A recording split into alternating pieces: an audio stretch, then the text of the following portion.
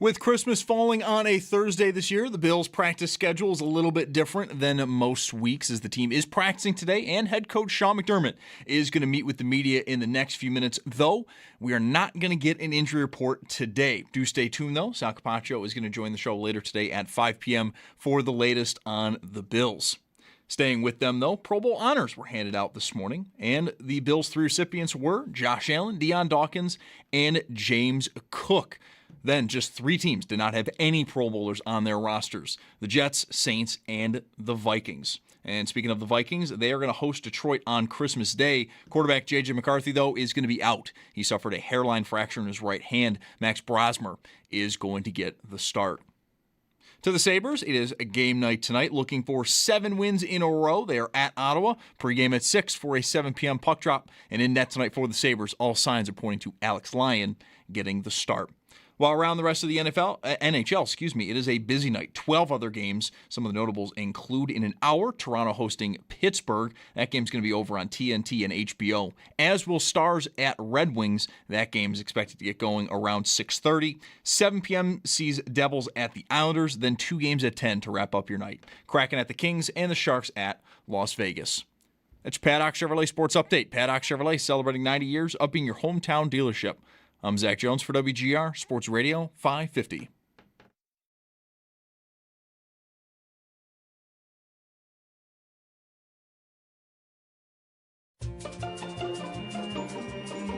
It's Mike Schopp and the Bulldog. We're up there, and here are the people on the panel, so I'm taking pot shots at Brian Brown. Because, that's what he came to Buffalo for. It's Mike Schopp. You literally told E.J. Manuel to his face that he sucked. And the Bulldog. I was proud of you. Because I feel like that's what you're there for. It's Mike Schopp and the Bulldog. I know. I couldn't, though. No, I couldn't. I'm better than you. On WGR Sports Radio 550.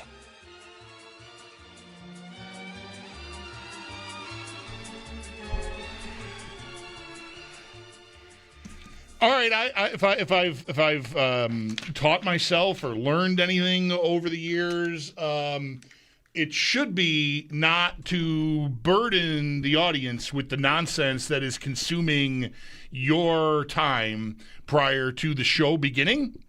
But I slept through that class. So it's Tuesday. Nate's here. I'm Bulldog. Mike is off. And making things even worse is everything. My headphones sound weird. I sound weird.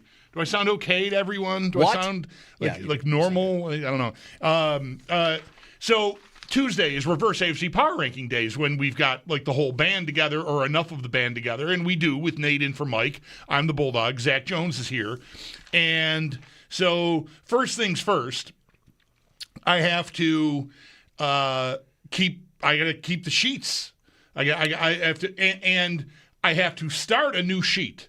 Mike left me with a full sheet here for all of you watching on the Twitch and the YouTube. So I need to start a new sheet. So I did, and this is the third time I took a run at numbering 16 through 1 on the left side of the page, and I didn't space it well enough. So I've got room at the bottom, and I have to start over again. Why? You need it? Because. Okay.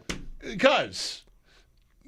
I'll say this. Uniformity, symmetry. Mike's filing system is not the most... No, I agree. Okay. But the sheet, look at the sheet. That's a grid. And it's all... But it's his. I know, but You can't be expected to carbon copy. Getting the spacing correct is not that hard. Okay. But I'm struggling with it. It's the bare minimum is what you're saying? So here, look, I did it on the back of this. Oh, God. But and there was already one I threw away. And then I started again and I did the same thing. So that happened, and then we're about to start, and I'm like, I don't have the Empire Electric read. So I don't have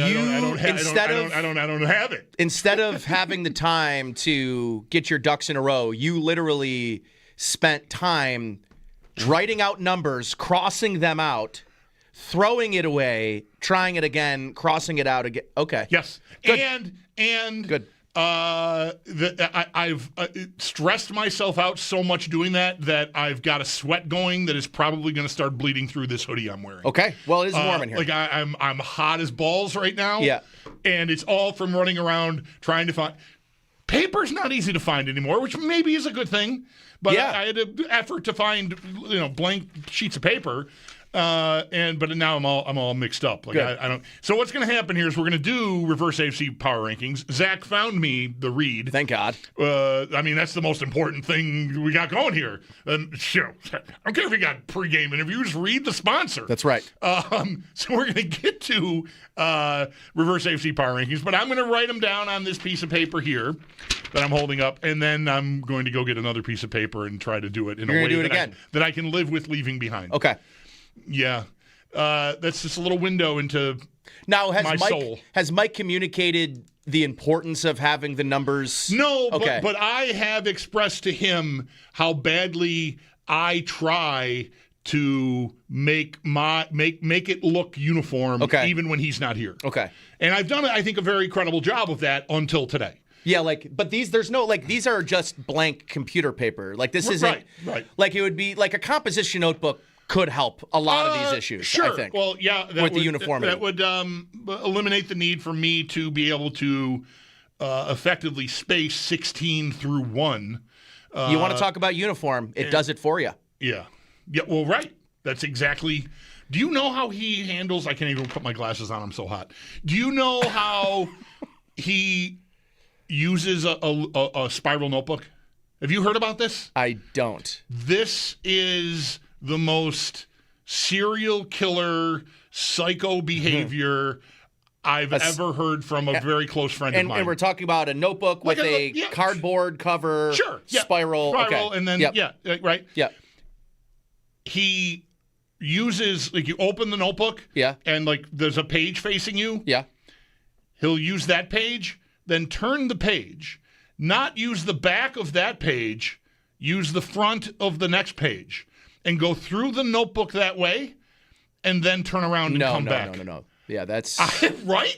What is that? That is not... How does one arrive at that choice? You would just... As a sequential method of record keeping. Logically would go front, back, back. Because you would not turn it... No one else would know to turn it over... Precisely. Yeah, that's... Now, there is maybe, if you're watching a low-level crime drama, and this was a clue, right? Say someone's diary. Sure. You look at, this doesn't make sense. And then one day, the savvy veteran detective would walk in and go, well, wait. You know what I noticed? Actually, everyone, this career criminal used the front of every page through the whole notebook and then use the backs. That's how you have to read this person's My question would be, diary.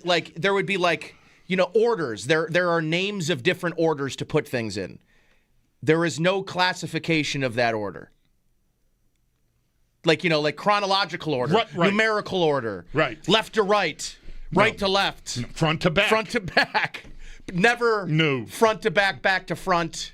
Yeah, no, front to front to front to front to front 50 times and then back to back to back. Yeah, it doesn't make sense. Anyway, so I'm trying to please someone who makes their own rules, but I also, these sheets hang in here, makes their own rules. And I need to, I need them to look right. It's just who I am. Anyway, I think it is time now for Reverse AFC Power Rankings, which is powered by Empire. God, I'm sweating. Powered by Empire Electric, your residential neighborhood electrician. Visit empireelectricians.com. We are very grateful, even though I did not have this in my notes, for their sponsorship. And my humblest of apologies if I hadn't been sweating profusely, scrambling around trying to get the spacing correct on these sheets. I might have remembered it. In fairness, I feel like we are in a airplane cabin that has been delayed on the tarmac. Yeah, with no air moving. Yeah. Do you think? I mean, it's 2 days before Christmas. Do you think we could open the door? Yeah, I think so. And just safely, I'm gonna open the door. I think that's good. I can't. Brayton's out there. He's pretty quiet. Oh my gosh. Do you feel a nice? It's like I just walked outside. Is it nice? It's okay. Already. Oh, I feel so much better. Wow, already. you are. I am working. Legitimately I am soaking wet. Sweat. I am just. I don't know. when you use the term sweating balls, Yeah. Yeah, I have a picture, and you didn't look that way until you just moved. I don't want to. Wow. I'm not the one to overstate something like that. You should. There's a term, go touch grass. I think maybe you should go outside and go. There's some grass out there. Maybe touch some grass. Nobody out there swear. You hear me? I will pull this thing over. This is a really solid start to the day. We're thriving. All right, 16. Reverse AFC power rankings. 16. Ladies and gentlemen, you've tuned in for.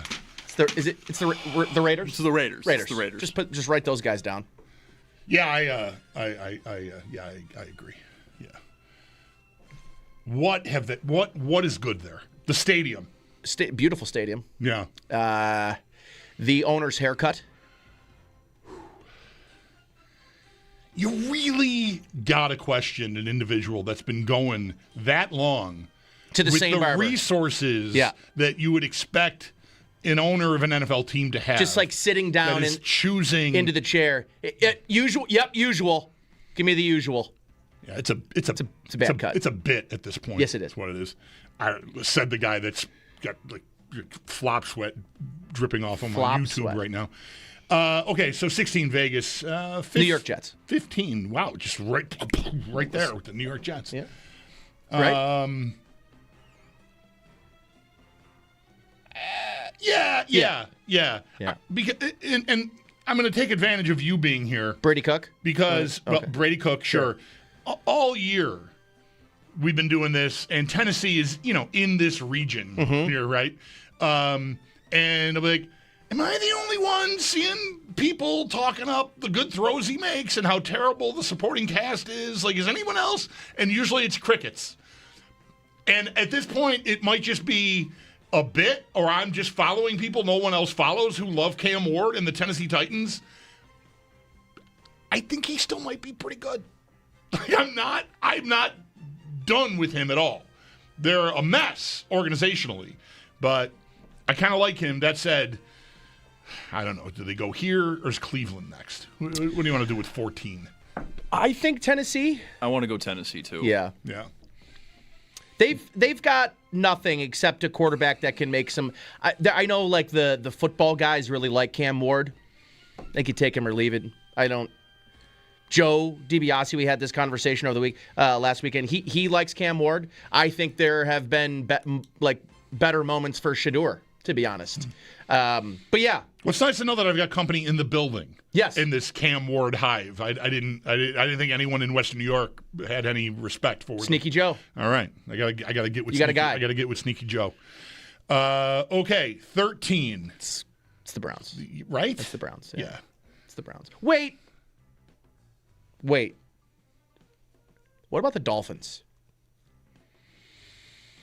The Browns have Myles Garrett. And a good defense. And, There's not for players nothing, there. they do have Deshaun Watson. So, I'm running Cleveland down here. Okay.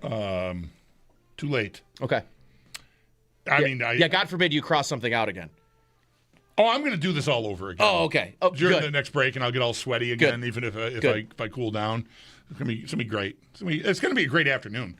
We've got. I should have texted you because I know this is gonna really impact your planning. Sal and Ross flip flop. So Sal is gonna be with us at 4. The Bills' schedule is kind of all over the place, and as it turned out, Sal wasn't available at 5, and Ross wanted to move to 5 today. So we've got Sal coming up at 4, Ross at 5. Sabres pregame with Paul. He's in Ottawa. We're going to hear from Jarmo Kekalainen and Lindy Ruff during pregame. Who's 12? Miami? Miami.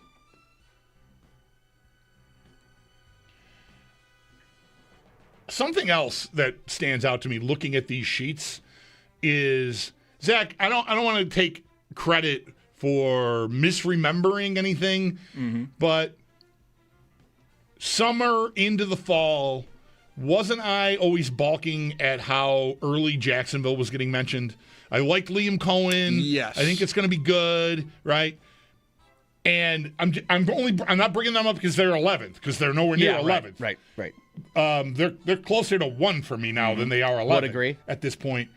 They are constantly in this thing in double like digits. 10, Yeah. 11, 12 in that range. I mean, we're talking to Ross today. We know it is the teal uniforms. Right. You can't get past that. Even last week, right? Mm-hmm. Even last week. Oh, no, they were 5 last week. I'm looking at the time before we did it, the Tuesday before Thanksgiving, they were 10th. Yeah, I mean, well, they beat Kansas City, and I remember that week we're all like, I mean, no. Like, good job. Yeah, No. right. Like, like kind of like a congratulations, Right. buddy. You know. Yeah. Because I think a lot of Chiefs fans felt better about their team's performance in a loss, so we're like, they're back. And then Right. well, they weren't. Yeah, no, they weren't. No, it turned out. Okay, So Miami's 12, 11. Cincinnati. what would be our other option here other than Cincinnati?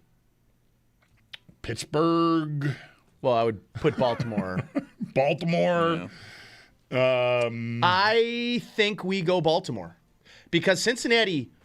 Well, they also lost to Baltimore. They got. Yep. They took turns walloping each other. You said Cincinnati? Yes. I'm going to ride with Zach. All right, sorry. Do you see the billboard? There's a billboard, whatever. We've had billboards. Hey, ownership, hire a real GM, fire Zach, fire the director of player personnel, protect Burrow at all costs, basically is the sentiment there. They've got sad Joe Burrow on their hands. Like, he's digging out of it now. He is depressed Joe. He is digging out of it now, but I think that really bears watching. That is a franchise that, to me, is almost always going to fall short of going as far as almost every other NFL team will financially. Whether that is they paid T. Higgins, they paid Chase, they paid Burrow. They continued to have a season-long fight with their best defensive player, which is still confounding in a year where they were dearly trying to make the playoffs. But whether it be scouting or facilities or whatever, they are going to stop short. Yes. And I think this could just be the first year of like a bad run for them, I think. Oh, yeah. So I'm going Cincinnati here at 11. 10 Me, it's Baltimore. They need to be in the double digits. Yeah. Yeah, I want to trash Pittsburgh because Pittsburgh really is just the team that sets their own ceiling, and But- it's playoffs, but it's low. Baltimore, though, I get frustrated. Like, every year this day upsets me because Baltimore will always wind up having a ton of Pro Bowlers, no matter Yep. what their record is. Like, Yep. Zay Flowers has more fumbles than touchdowns, but you bet your bottom he's a Pro Bowler. Patrick no doubt. Ricard Patrick plays Ricard 9 games. Pro Bowler. But, like, yeah, the Ravens, like, we talk about it with the Bills. Like, you got to do something. Baltimore, you've arguably had more talent. Yeah. You've been Yeah. the 1 seed twice. We gotta throw out the Pro Come Bowl. on. By the way, we can just throw out the Pro Bowl. I think.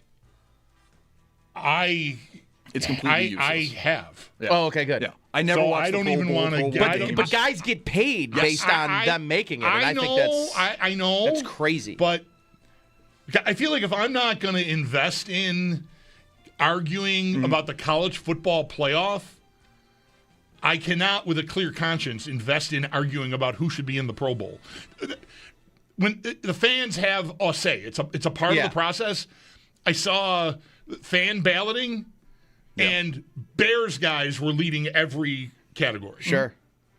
It's just like Like, what are we doing here? who's the most organized, team fan base? Like that's I don't know. I said I don't have time for it. I just don't care.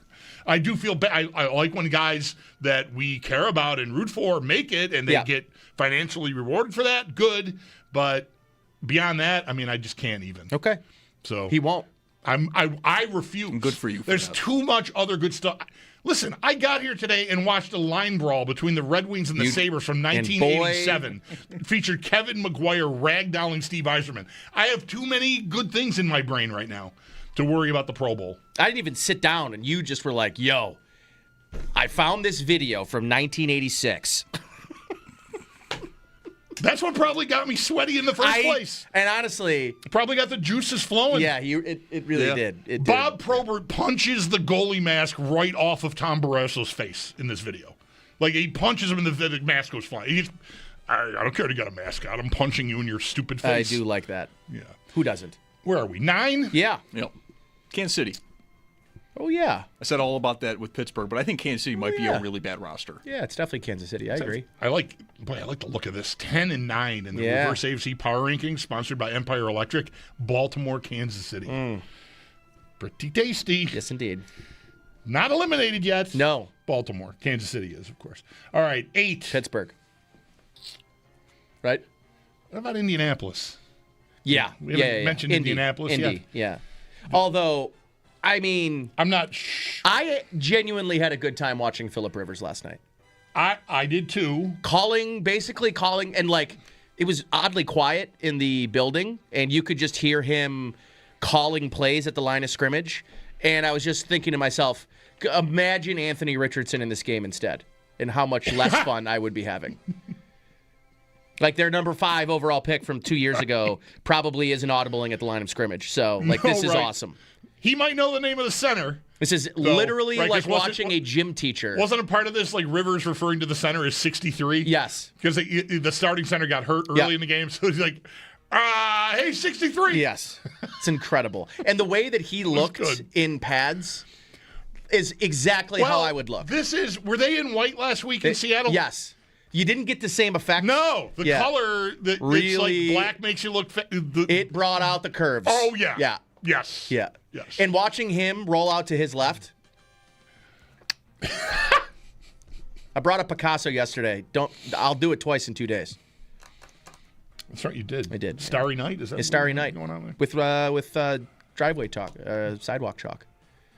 Right. Yeah. No, that was really good. Yeah. I remember like give that air. Yeah. I'm not kidding. Because I thought 10 it was people texted me about it. I thought it was like its own kind of work of art. 10 people texted me like, you had that, like you were. I was like, no, it wasn't in the chamber. It just came to me. See, I was going to ask you, but I forgot. Yeah. You didn't have that written on a little index card? No, like drop this note today. All right. 7, it has to be Pittsburgh. Yes. Yeah.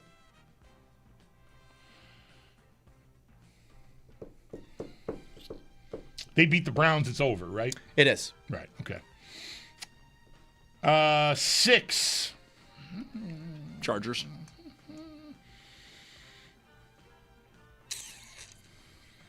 Houston. I'm with you, Nate. Sorry, Zach. Okay. If their offense was better, it wouldn't be them. That's right. But their offense stinks. Right. I think I've said it quite a few times already. Like I know they're like maybe they were the first boogeyman of the year. Yes. Once we got past Kansas City, Baltimore, like once it became real that Kansas City, Baltimore might not be in our hair, it's like okay, well just don't make me do that again. Yeah. Because I just watched that and I was not comfortable watching that, but I just feel like that it went as badly as it could have gone for the Bills. And they still were that close to pulling that game out. So I'm not that scared. Agreed. I know I will feel differently if they are meeting, especially in Houston. Yep. But I don't have to worry about that as long as they keep them behind me. Would agree. But they could still catch Jacksonville, I suppose, right? That's still possible. I think so. I believe so. Yeah, they're only a game back. Yeah. Yep. Yeah. All right. Anyway, so Houston 6, 5. Chargers? Chargers. I'll go with Chargers. Okay. Yeah. 4. New England. I agree. They have not looked good post-bye. They have not looked good post-bye. They And had second half against the Bills, and then if Derrick Henry probably plays any of the final 12 minutes and 50 seconds, they probably don't win that game. All right. It is written. You are 2, and and we are at 3 now? We are at 3. Denver. We've got Denver. I like Denver here. Buffalo, and Jacksonville left. I like Denver here. Denver. Their defense is a little injured, but Yes. they still just... They remind me of their defense last year, which was they were great throughout the year. December came, cracks in the foundation showed, and then they put up a stinker against the Bills in the wild card round. I don't think they're going to finish the season as the 1 seed. I think it'll be someone else. And then that's where I say for number 2, it's the Bills. Same. Yeah. And I think Jacksonville's number 1. I think I have a fear bunker for Jacksonville. That is it is going to be written. That is the outcome. Jacksonville on top. I don't know. I don't have access to all the sheets. That's but definitely first time that ever. can't have happened ever Yeah. before. No way. Right. They made an AFC championship with Blake Bortles. No shot they were first at any point ever. Look, I'm just going to show everybody one more time on the YouTube. It is. And the It is Twitch. lovely written. I know, but Yeah, I it's just nice. It's the bottom that yeah, really is I getting just you. jammed Yeah. it together, and 3 times. Yeah. And I would be each willing time- to bet you've got 2 more in you. Each time I'm like, well, as long as I get to like 9 in the middle of the page, I'm all set. And I couldn't do it. Yeah. Well, I have spacing issues. you also have other skills. I have, Remember bookkeeping that. issues. Yeah.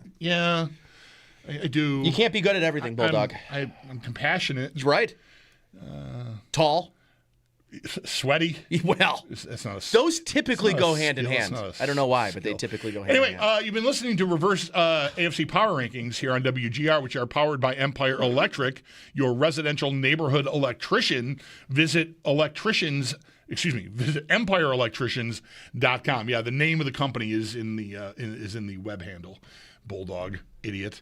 All right, where'd we go wrong? 803-0550. We will be talking about the AFC. Go figure. That's why we're talking about Reverse AFC Power Rankings. The Bills did clinch a playoff spot with Indianapolis's loss last night to San Francisco. So you've got that. How hard do you want to go for the 5 or the 1 or the 2 or whatever? We got all that to talk about. I mentioned the guests. We've got Sal at 4, our buddy Ross Tucker at 5, Paul Hamilton with Sabres pregame from Ottawa at 6. He's Nate Geary and for Mike Schopp. I'm the Bulldog, and you're listening to WGR.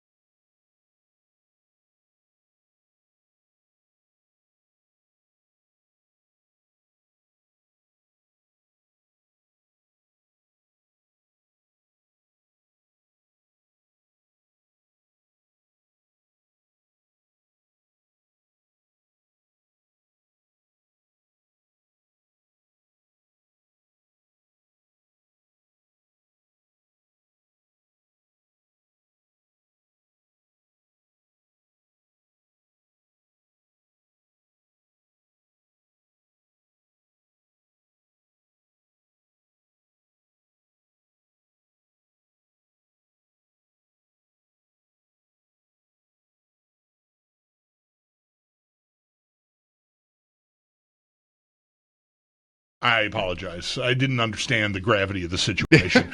I thought I'm not sure you still do. I thought you had 2 pages with 4 schedules, front, back, front, back. No. Tear those out; they're gone. What I do is go all the way to the back using the fronts, and then come all the way back the other way using the backs, like a normal person would do.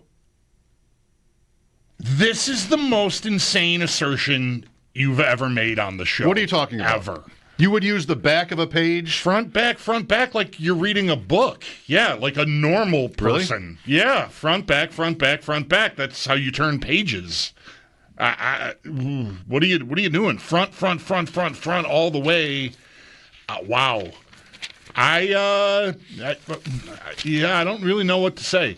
Well, it's going to come out the same. Sure. Oh, look, here's a schedule. Wait a minute. God. Here's a fake schedule from last year.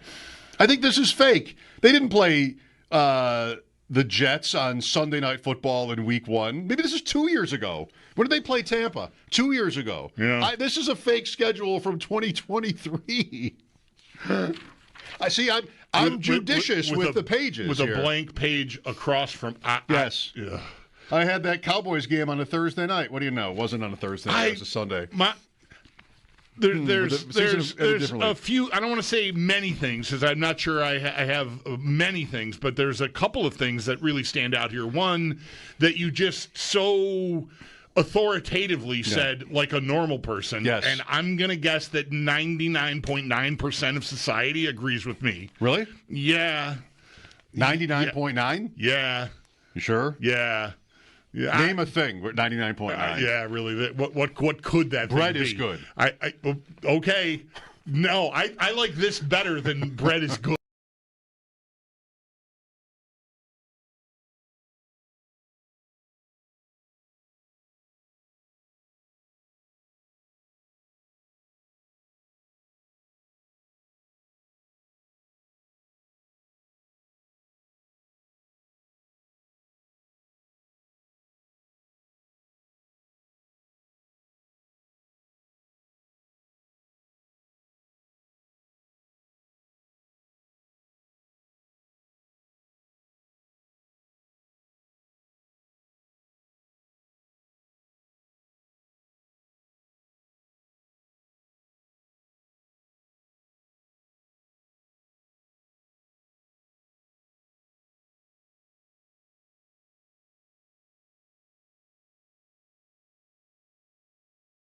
To get some action tonight. 3rd down and goal to the end zone. Touchdown again, Alec Pierce.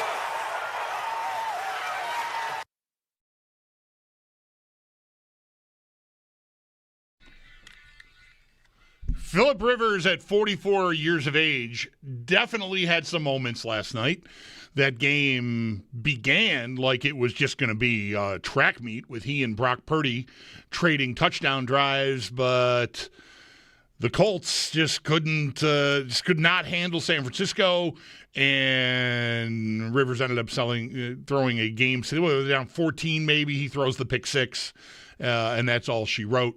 And I kind of feel like we got maybe a little of everything yesterday, because when it was announced 2 weeks ago that he was coming back, I'm 60. Somebody 44 playing NFL football is compelling. Mm-hmm. Okay, can he do it? I'm kind of curious to see it, and you kind of feel like a ghoul not rooting for him, right, to an extent. So, boy, thoughts and prayers. I hope this goes well.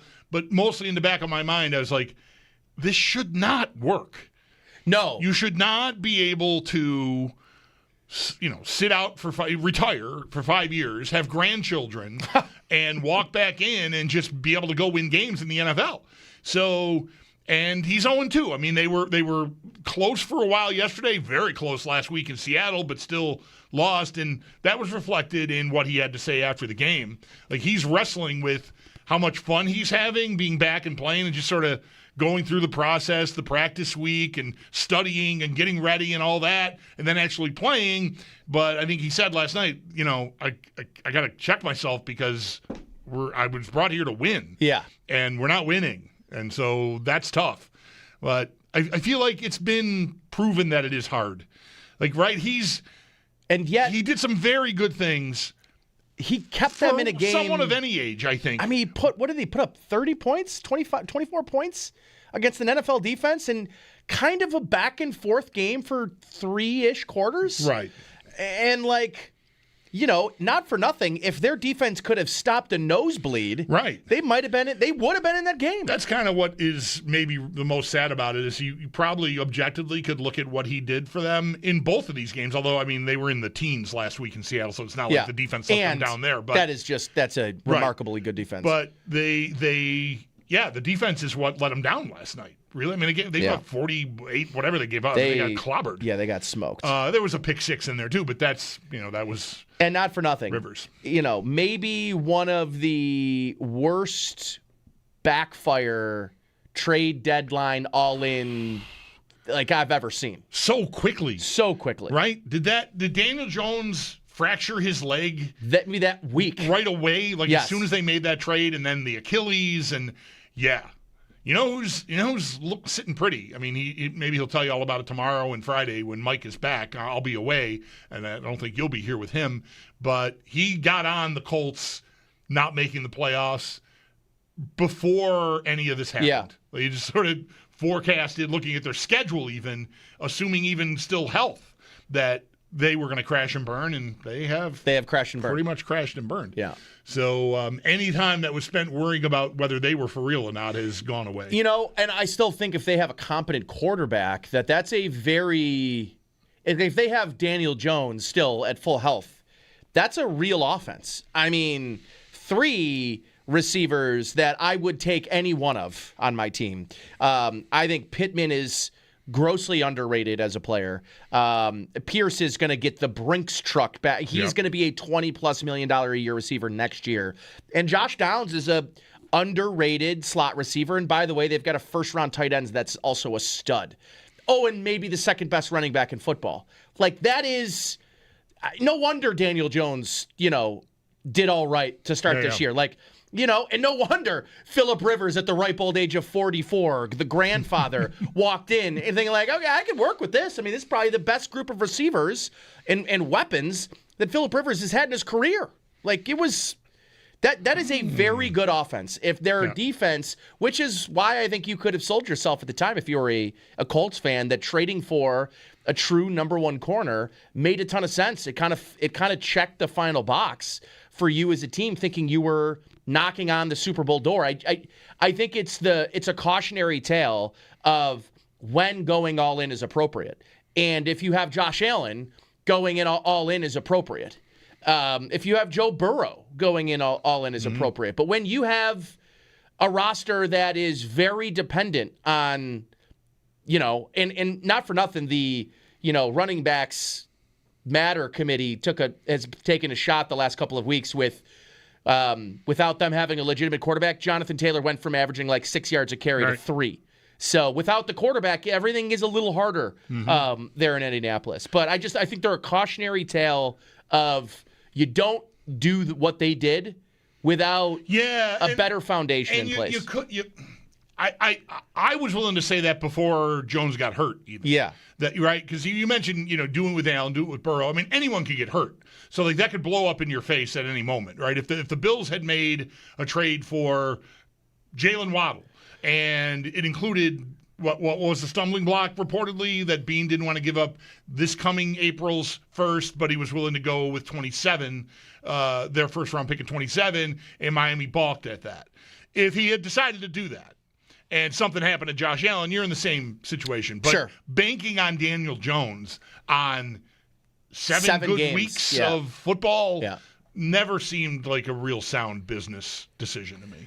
So I think they kind of got, I don't want to say, I think they got what they deserved. They went out onto the ice hoping it would hold, and they fell in. I also think, I don't want to necessarily, in their defense a little bit here, is most teams are too scared to do what they did. Right. I commend them for not being, and a little of it I think is and not necessarily in a bad way, but the ignorance of, Irsay's daughters coming in and saying, hey, this, I wish that more general managers and ownership played with sort of the, whimsical, hey, we're gonna go why big. wouldn't we go for this? Right. Because I think most NFL general managers are so scared of their own shadow. They're so scared of being wrong.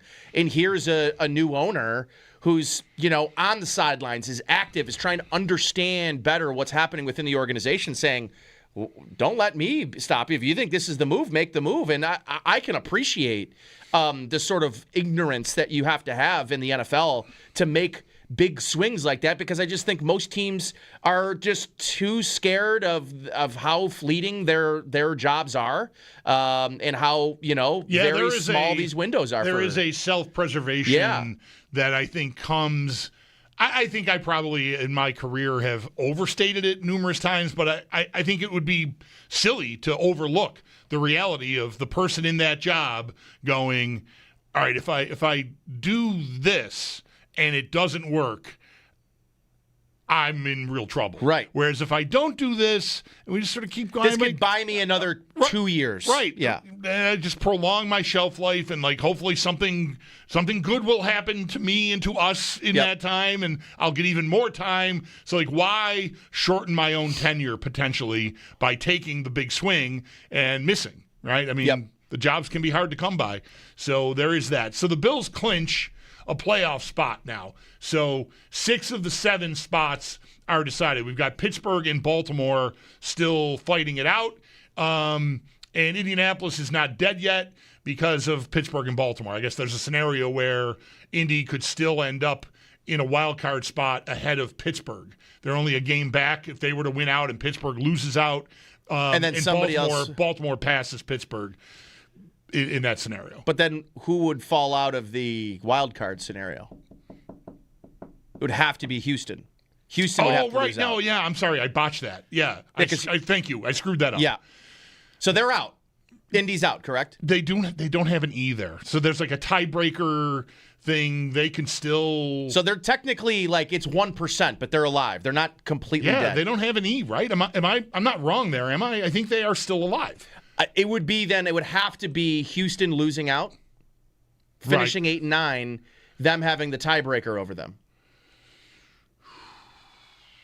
Yeah, I guess that's it. And Indy plays Jacksonville this week, correct? I believe. We did this yesterday. Yeah, we're going to continue to do it. Yeah. Who do you want here? Indianapolis. Who Indy's playing? Indianapolis has got Jacksonville at home this week. So, and they close at Houston. So we assume. Wait, so they play Houston? You said Indy after Jacksonville. After Jacksonville. Okay, so Phillip Rivers is going to play football again this week. Yeah. So anyway, the Bills are clinched. That's the point. I didn't need to confuse everything with the permutations of the teams, whether they're hanging on to a sliver of life. The Bills are out to be either a wild card or win the division. How hard do you want to go from here? How much do you care about 5, 6, or 7? They need the 5. Right? It's the closest thing they can have to having a home game. Right. Is going to Pittsburgh, where Bills fans will fill half of that stadium, and they just came off a game 3-4 weeks ago where they ran the same play 25 times and beat them by 25 points or whatever it was. So, that's the best case scenario for me, and it might be the best case scenario of any scenario, including the Bills, other than the Bills having a bye week. So, this is how I think I would rank what I'd like to happen to the Bills. Number 1 is they win the division and they find a way to the 1 seed and win the 1 seed. Have the bye week. Mm-hmm. That's your best case scenario. The second best case scenario is playing the Pittsburgh Steelers. And the only way that's happening is if you're the 5, because they're going to win their division. Right. That's the only way they're going to make the playoffs. So at least that's kind of been my modus operandi. So to me, the second best scenario possible on the board for the Bills, other than a bye week, is going to Pittsburgh to play the Steelers. And you think that's even better than winning the division and being the 2? Correct. And facing Houston in the first round. Again, we're not scared of Houston, but if you're telling me if somebody asks you right now, you could host the Texans in the wild card round or go on the road to the Steelers, and you pick the Texans at home, other than you wanting to tailgate and go watch a football game at that stadium, which I could, I guess I could understand. The best route for the Bills to make it to the divisional round is going through Pittsburgh. If they won the division and got the 2, though, you're looking at 2 home games. Yeah, sure. I mean, you got to get through Houston first. I know. think the way it sets up, if you're the 5, they might end up being at home anyways. That's the biggest reason to get the 5 to me. Like, that to me, I'm asking the question simply because it's a conversation I think fans are going to be having. We're going to hear from people over the next 2 weeks.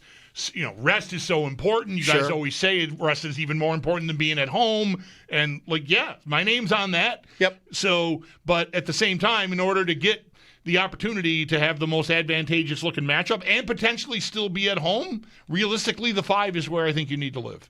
Because the upsets below you could easily happen. I think it's the one year I look at and say, this is also the case for everyone in the national media that wants to make this whole playoff about the easiest route Josh Allen's ever going to have. I get what they're saying. I don't agree with it.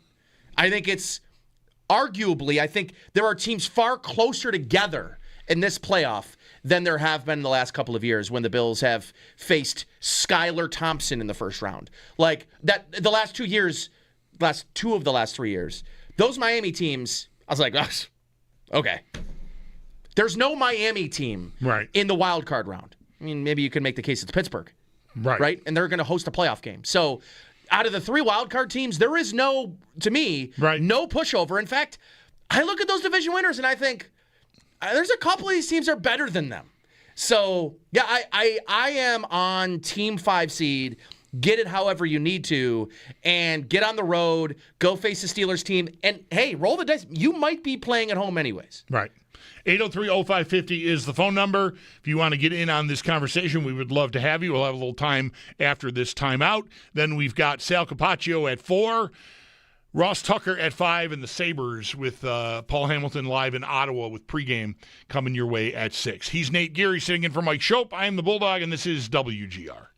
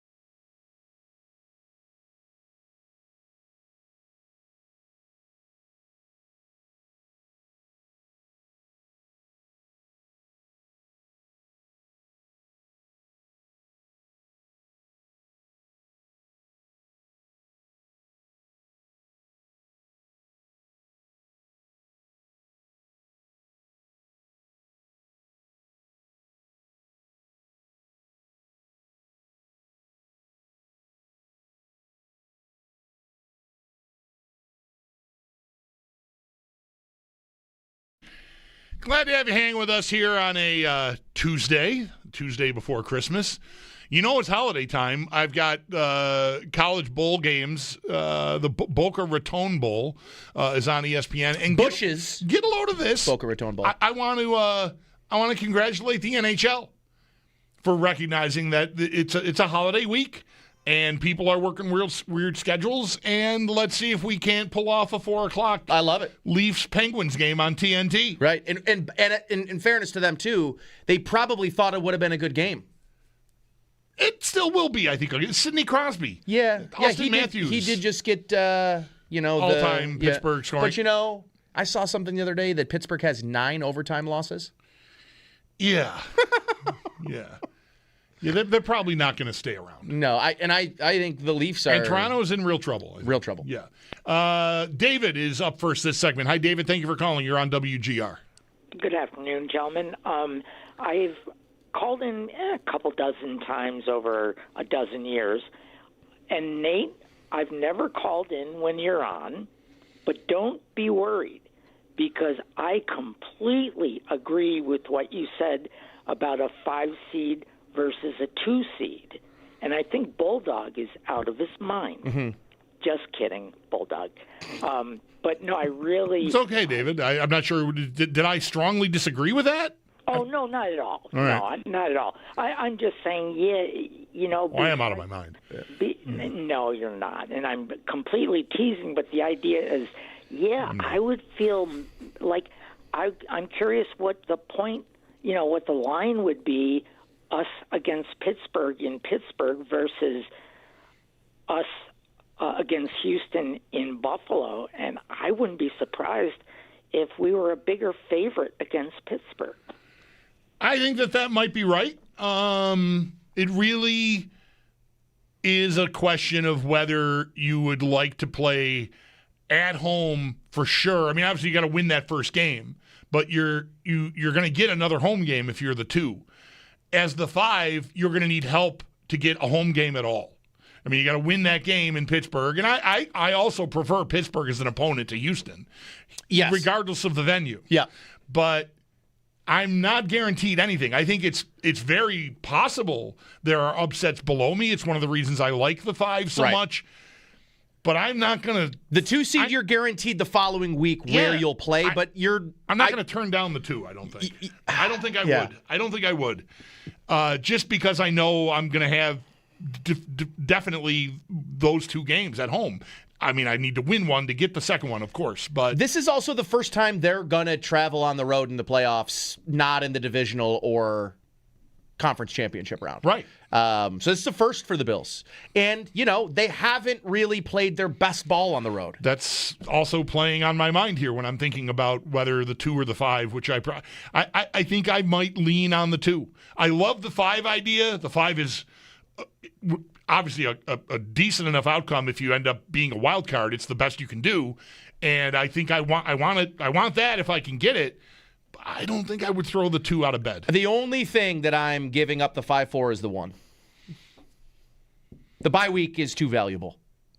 No doubt. It's just too valuable. No, you'd be insane not to take it. I don't want it to be New England because I don't want to have the conversation of all they've talked about for years is, well, we really need the 1 seed, and let them get it before you on their first try it wouldn't sit super well with me. No, off of 4-13 in back-to-back seasons leading into this. All right, let's hit a timeout. Sal Capaccio coming your way after this. Nate Geary in for Mike. I am the Bulldog, and this is WGR.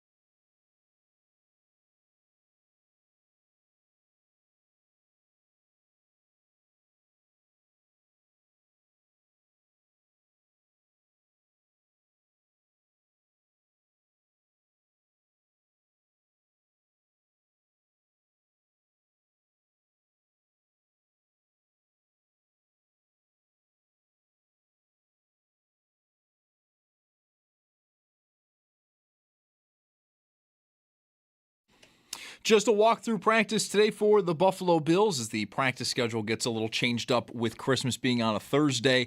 We're not going to get any injury report today. However, head coach Sean McDermott did just finish up speaking with the media earlier on in the hour and did give us a bit of a hint on who would not be participating today, and that does include Josh Allen, Jordan Phillips, Jordan Poyer, Daquan Jones, Dalton Kincaid, Cam Lewis, Joey Bosa, and Matt Prater. On Allen, McDermott, though, did say he still expects him to play on Sunday when the Bills host the Philadelphia Eagles. We'll get more on the Bills. Stay tuned. Sal Capaccio joins the show next. Staying with Buffalo, though, Pro Bowl honors were handed out today. The Bills had 3 recipients, Josh Allen, Deion Dawkins, and James Cook. And then looking around the rest of the league, just 3 teams did not have any Pro Bowl recipients, that being the Jets, Saints, and Vikings. And staying with the Vikings, they do host Detroit on Christmas, though quarterback J.J. McCarthy is going to be out. He suffered a hairline fracture in his right hand. Max Brosmer is going to get the start in place of him.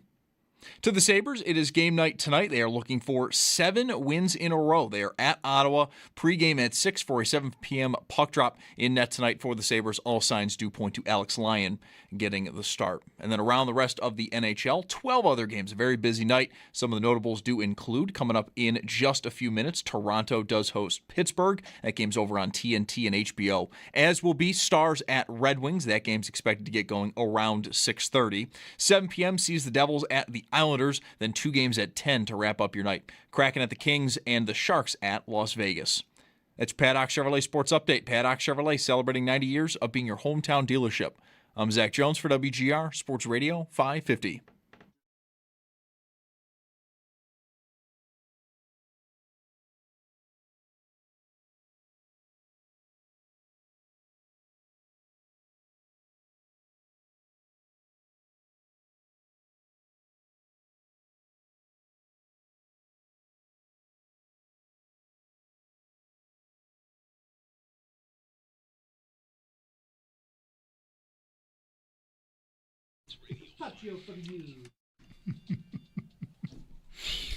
Glad to have you with us rolling along here on a Tuesday. Happy holidays to y'all out there. Yeah, funky week here, as evidenced by who's on the Western Hotline to talk to us on a Tuesday at 4 o'clock. It's none other than Sal Capaccio, but you knew that because the Fancy Open just played. Sal normally is off on Tuesdays, but it's a holiday week, and the Bills have a little different figuration to their weekly schedule, and so we've got Sal today because there was some media again today on the heels of yesterday's news conferences and what are we doing? So today's Wednesday, so it means walkthrough practice today, right, Sal? Yeah, that's right, Bulldog. So we won't get an official injury report like one that, the team puts out there because that's still dictated by what day they play, which is Sunday. So the first one would come out on Wednesday. But because we did hear from Sean McDermott today, he gave an indication of what would happen today. And obviously you heard Zach give the update. No Josh Allen today at practice. Several other players, Daquan Jones, Dalton Kincaid, Joey Bosa, Matt Prater, Jordan Phillips, Jordan Poyer. But again, Wednesday, now a Tuesday. Normally this time of year, just a walkthrough. We'll see how everything goes throughout the week as these guys progress. And did McDermott elaborate on Allen at all? That's obviously the headliner here. We know he injured his foot in the game on Sunday, but was able to finish the game. But what did McDermott have to say, anything further regarding that injury? So yesterday he said he didn't anticipate it would be anything that would keep him out of the game on Sunday, but they'll, manage the injury throughout the week and see where it goes to make sure. And he basically said today there's no status change with that. He did say he wouldn't practice today, so Mitch Trubisky would get to work at quarterback in the walkthrough, but he indicated still today that he didn't believe there was anything that would keep him back from playing on Sunday at this time. Do you think if he is nursing the injury, I mean, we aren't going to know how much it's hurting him or hampering him. Maybe we'll be able to detect some sign. But honestly, watching the second half of the game on Sunday, I didn't really notice anything myself. Do you think they will handle him? Forget about practice. Let's just assume he's there for the game and probably get some reps at some point this week and just skips today's walkthrough. Do you think they curtail him running? Do you think he stops himself from running if the foot is bothering him, enough? Do they change anything with their quarterback if he's nursing this injury? Yeah, I probably would say they'd back off on anything like having him take off with the ball. I'm trying to remember back on Sunday. I don't remember him really doing that much. He did roll out a few times, though. You know, There's one designed run. I think that was it. It was like a third down designed run. That was it. I mean, heck, even the play after he got hurt, it was push. You know what I mean? And then he actually took off and tried to run down the field with the ball. Yeah, I would think that you would have that in mind, Bulldog. Right? I mean, you got to keep the long view in mind here. And you know, if he's healthy enough to play, then you know you have to let him be Josh in some capacity. You can't completely just shut him down and put the reins on him. But I do think you have to be mindful of, hey, let's not put him in harm's way here. You know, Josh, sometimes you have to protect him from himself, though. It doesn't matter what you do. It doesn't matter what you say. Josh Allen's going to. If you're putting him on the field, he may just do what he wants, right? That's exactly right. So, yeah, but I think you would probably want to insulate him a little bit. But the best way to do that is just to keep the running game going the way it's been rolling. And, you know, the Eagles are a really good team, but they've been a bit leaky against the run at times this year. Right, and the Eagles, of course, are rolling into town having already clinched, right? They've clinched the NFC East. First back-to-back winners in that division since the early 2000s. That's crazy. Which is just incredible, the run that division has had. But they're defending champs, so we'll see what kind of challenge they will present to the Bills this week. What is the next most concerning thing? Allen has to be the most concerning thing on the injury report, even if we're relatively optimistic that it's not going to cause them to miss any time. Beyond him, like, where's the next concern? Are we worried about Prater because of how Badgley looked in this game? Is it Dalton Kincaid? Is it Bosa? Is it Jordan Poyer? Which, Sal, I did not have on my bingo card for the 2025 season. Hearing McDermott say that Poyer would not have been able to return if they'd had another defensive series on Sunday afternoon in Cleveland, and worrying about that. You know, he has really done a nice job for them. Maybe he's my answer for what's the next most concerning injury on that list. Well, you stole mine as well, because it would be mine as well. So, yeah, I would say it's – so I think there's a short-term and long-term answer to this, though. I think short-term, to me, it's Jordan Poyer because, you know, he's just been so stabilizing in the secondary. And, you know, you just really see how Cole Bishop has progressed since Jordan Poyer's been next to him. So what's the ripple effect of no Jordan Poyer? It's probably Cam Lewis, and that would be – now today they signed a guy named MJ Devonshire to the practice squad. People might think, well, who cares? It's a practice squad guy. Well, that's an indication. So what does he do? He's a guy that can play in the slot. So that's an indication to me that they're probably moving Cam Lewis to full-time safety this week and not have to play in the slot because you're going to have to fill in for Jordan Poyer. So is that Cam Lewis and Cole Bishop? It could very well be. Could be Jordan Hancock, too, back there a little bit, but Cam Lewis went in for Jordan Poyer. So you're really going from Jordan Poyer to Cam Lewis.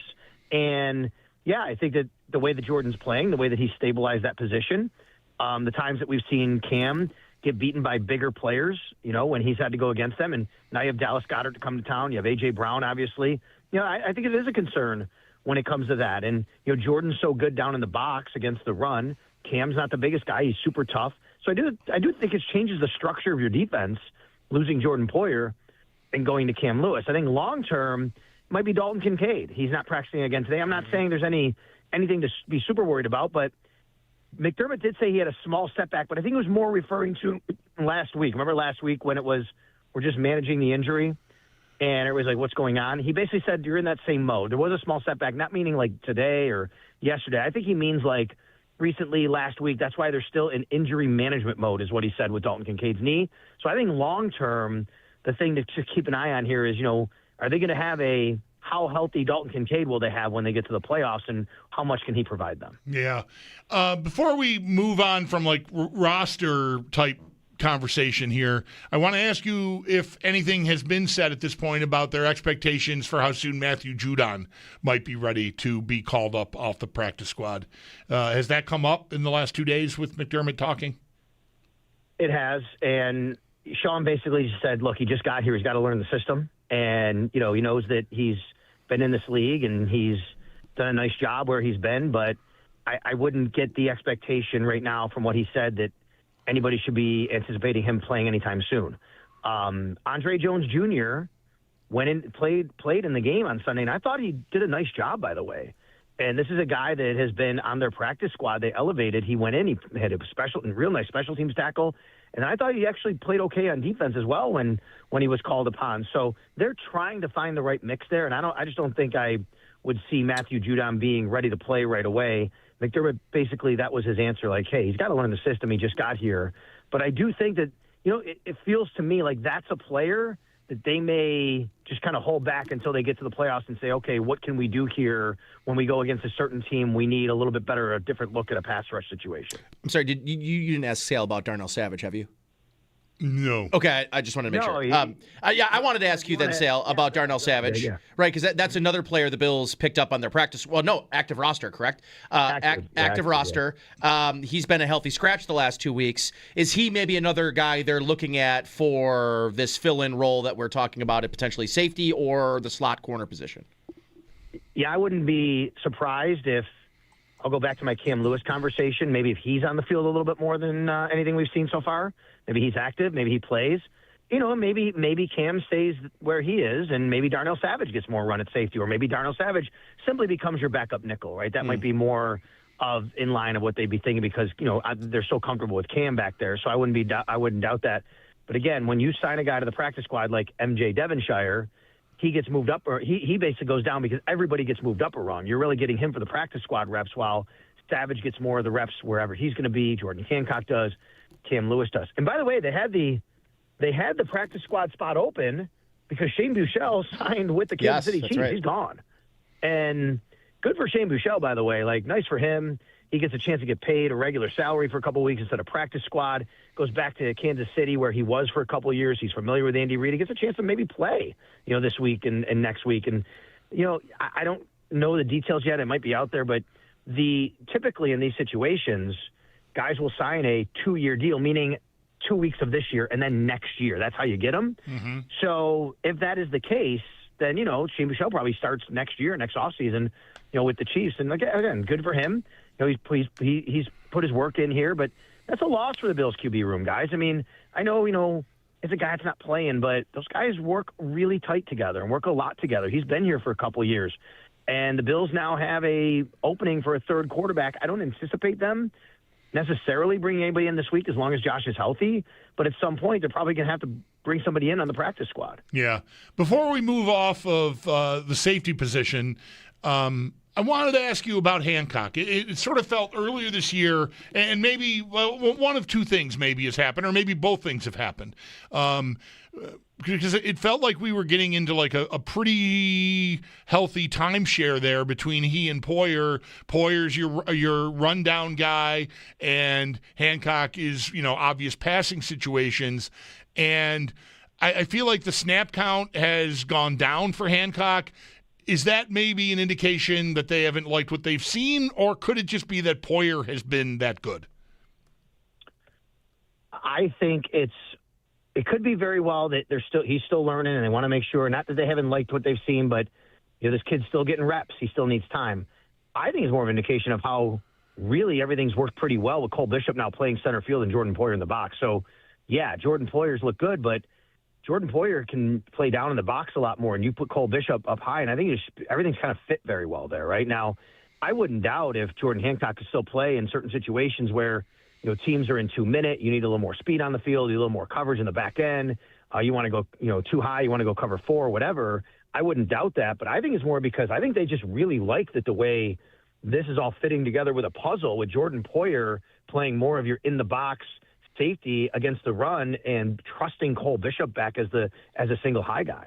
Right, which cycles us back to you and I agreeing that beyond Allen's injury concern, that Poyer might be the next most concerning name on the list. Yeah. Sal Capaccio on the Wester Hotline with us here on WGR as the Bills get ready for a Week 17 home game.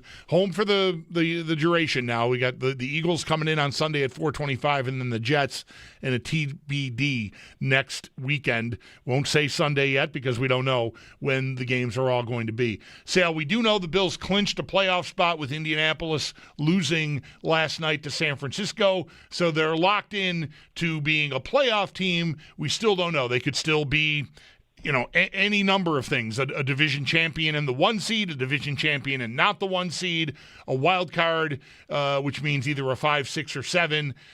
All that said, how do you have any indication? Are people asking the question already today of Sean McDermott, how he's going to load manage the last couple of weeks of the season, considering that they at least know that they have a playoff spot clinched? Nobody has asked him that yet. I think it feels to me like us in the room, that's a little too early to ask him that. It's week 17, right. And they're still playing for division championship. You know what I mean? Right. So I just think that's, I just don't feel like that's something Sean would even broach at this point. So no one has asked him that. I mean, they still are playing for a division title, like I said. And let's remember, the Patriots play before the Bills on Sunday. Now, I don't think anybody is expecting here that the Patriots are going to lose to the Jets. But if the Patriots happen to lose to the Jets, suddenly this game here, 4:25 p.m., is monstrous for the Bills to make sure they win. Because now they're 2 wins away from winning the division. It's there. Like, they control their own destiny if that happens. So I just think that that's too early to do that. But that being said, it's something we're talking about, right? And you are, and I was just talking to the media room about it with other media members. Like, what do they do if they win? What do they do if they lose? Where are they? I think the bottom line for me is where I've landed is just knowing this coach, knowing how he's treated everything in the past. Let's just say the Bills don't win the division. Okay, we know they're not going to win the division. I think Sean McDermott would value rest over seed when it's just a 5, 6, 7. I could be wrong about that. Because when you look at it and say the last few years, they've had to play all these wild card games and they get banged up, right? And they lose all these linebackers and they have to go to Kansas City. They lose Gabe Davis. They lose, whoever. And it hurts them when they get to later in the playoff stretch. And if you're going on the road for 3 straight games, now I understand that there could be a difference between 4 and a 5. And if you're talking, well, you could go to Pittsburgh or you could go to Jacksonville or New England. Right. Maybe you want that 4. I totally get that. And those are discussions inside the walls of One Bills Drive that we probably would never know how they intimately feel about that. But I do think they would value rest at some point. And that rest might come in the form. Now, we don't know. You just said Week 18 is TBD. I am fascinated by what the league's going to do. They could put the Bills on Saturday and say, okay, you win. It forces the Patriots to – let's say the Bills win this week. You put the Bills on Saturday. They win. It forces the Patriots to win on Sunday, which is good for CBS. They could put the Patriots on Sunday and say, all right, well, we're putting them in there because they have to win the game, but then maybe the game for the Bills doesn't mean as much. And I think, though, if everything is equal and the Bills and the Patriots both win this week and they both the Patriots have to win next week, the Bills have to win next week, if you put them both at the same time, which is what the league is more likely going to do, to me, it's probably you're scoreboard watching. You're playing the game, but if you see the Patriots have it in hand, you get Josh Allen out of the game. Right. Yeah, I absolutely agree. I think I'd be surprised. I mean, you talk to your schedule guy whose name is Mike North, every year, and that's more your corner of this whole operation, but I feel like those two, the Patriots game and the Bills game, I'd be very surprised if they're not played at the exact same time because of what you just said. I mean, it could still be compelling either way. You move the Bills to Saturday and have them go first and they win and then put the pressure on New England. But I'd be surprised if those two games aren't at the same time on Sunday. But that's just me. I would too, but I would caution and say this happened with the Chiefs. I think it was last year, but it could have been the year before. I can't remember for sure. Where they were in the kind of situation where the Patriots are in, and the league put them on Saturday and basically said, like, okay, we're going to have them go, and they need to win. And then once they did, it kind of wrapped everything up, right? And so it could. And then I think about, well, would the league do that with the Bills to do a standalone game for the last game at Highmark? Like, does that matter to them? I don't know. I mean, I think there's a lot that's still on the table here about this. Yeah. How do you feel about the lay of things in the conference at this point, Sal? We for what it's worth, we did our reverse AFC power rankings to lead off the show, and the first time ever, Jacksonville's in the 1 spot. I don't know how much you got because I know you're working after the Bills game is over and traveling and everything. I think a lot of Bills fans probably got an eye full of Jacksonville on Sunday afternoon because they were in the local 4 o'clock window here on CBS, and they did a number on Denver. They did, and they look really, really good right now. And this happens with teams. They start to get hot, and they get on a roll. I've also seen Jacksonville at some pretty low points this year. I mean, they got completely demolished by the Rams, right, in London, I think it was. Right? Embarrassed. And they couldn't do anything. Yeah, they got couldn't embarrassed. do anything.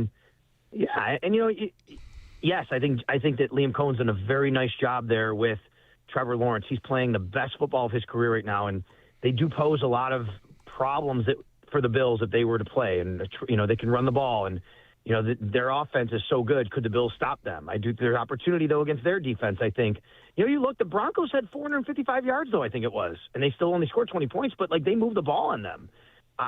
So you're right.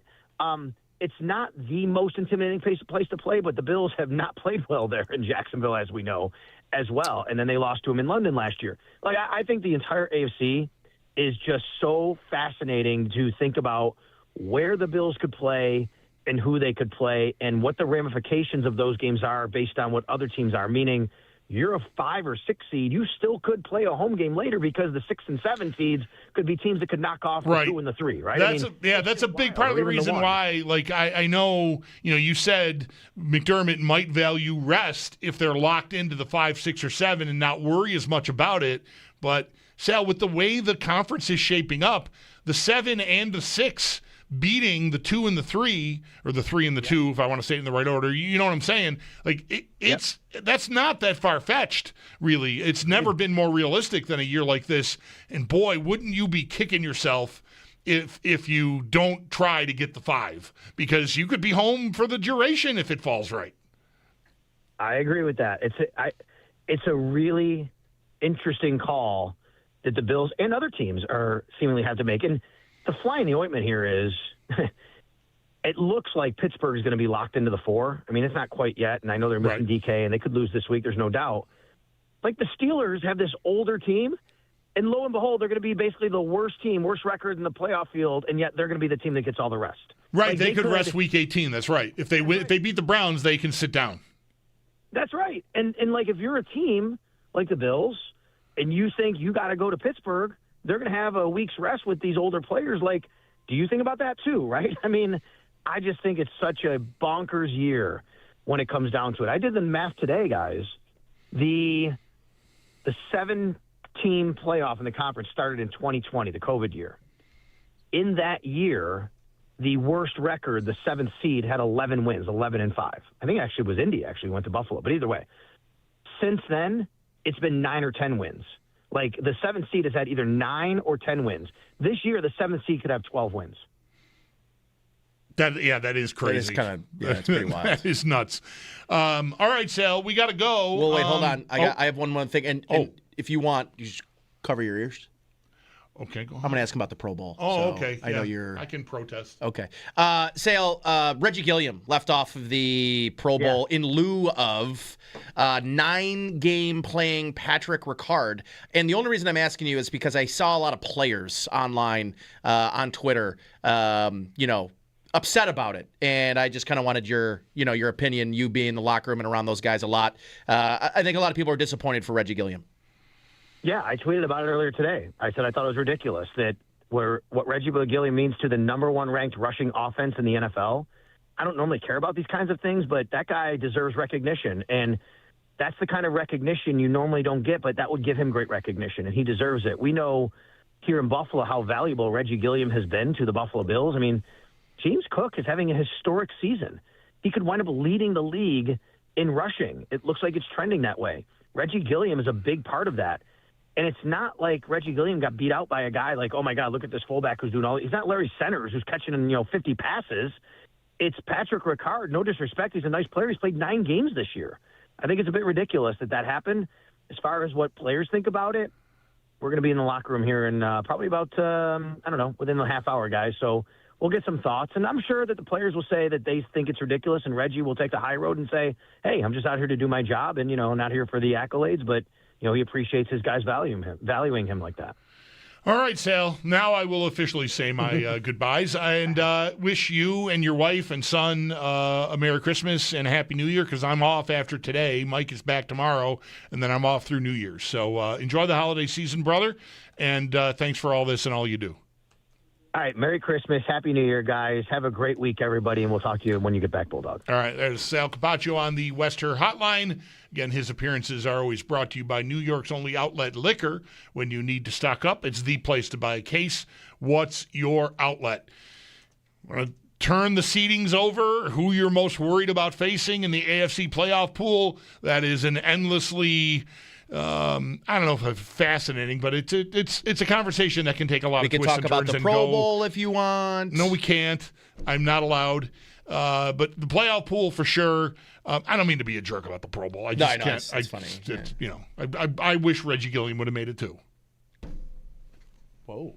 I don't know. It almost like peer pressure. The voice, the change in voice when he said that. Yeah, you the didn't. unseriousness behind it. It was not sincere. Yeah. No, I know. Yeah. 803-0550 is the number. He's Nate Geary in for Mike Schopp. I am the Bulldog. We'll take your calls after this. Ross Tucker, if you were looking for him while we were talking to Sal, don't worry. Ross is coming up at 5. They had to swap spots, so we did that for Ross's convenience. So that's still coming your way in about 35 minutes here on WGR.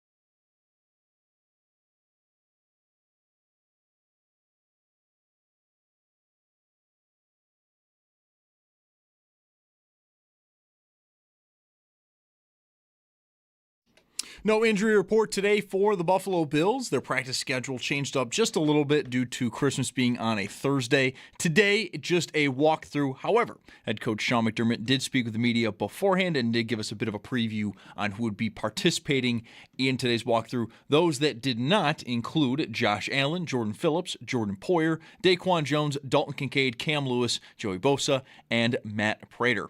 On Allen, McDermott, though, did say he still expects him to play on Sunday.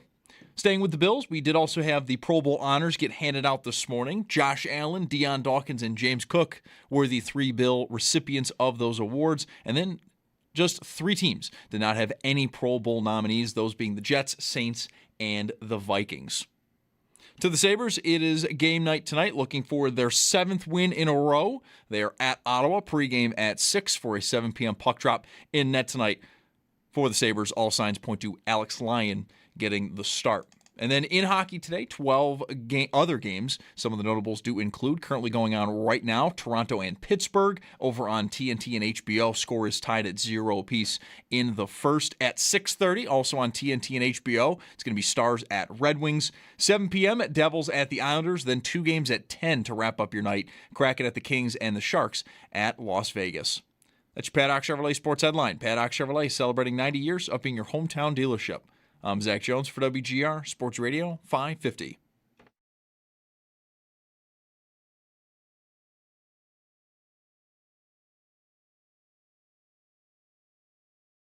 Indicate certain things, but they, not always tell the full story. And we know who Saquon is. I mean, he's a Hall of Fame player. Their offensive line, very talented as well. Done a great job, with the coaching that goes along there with Coach Stoutland. And then the offense overall, extremely talented on the perimeter. So it's a tough unit to stop. The run game in particular is real. I know the numbers say, and I'm not buying the numbers.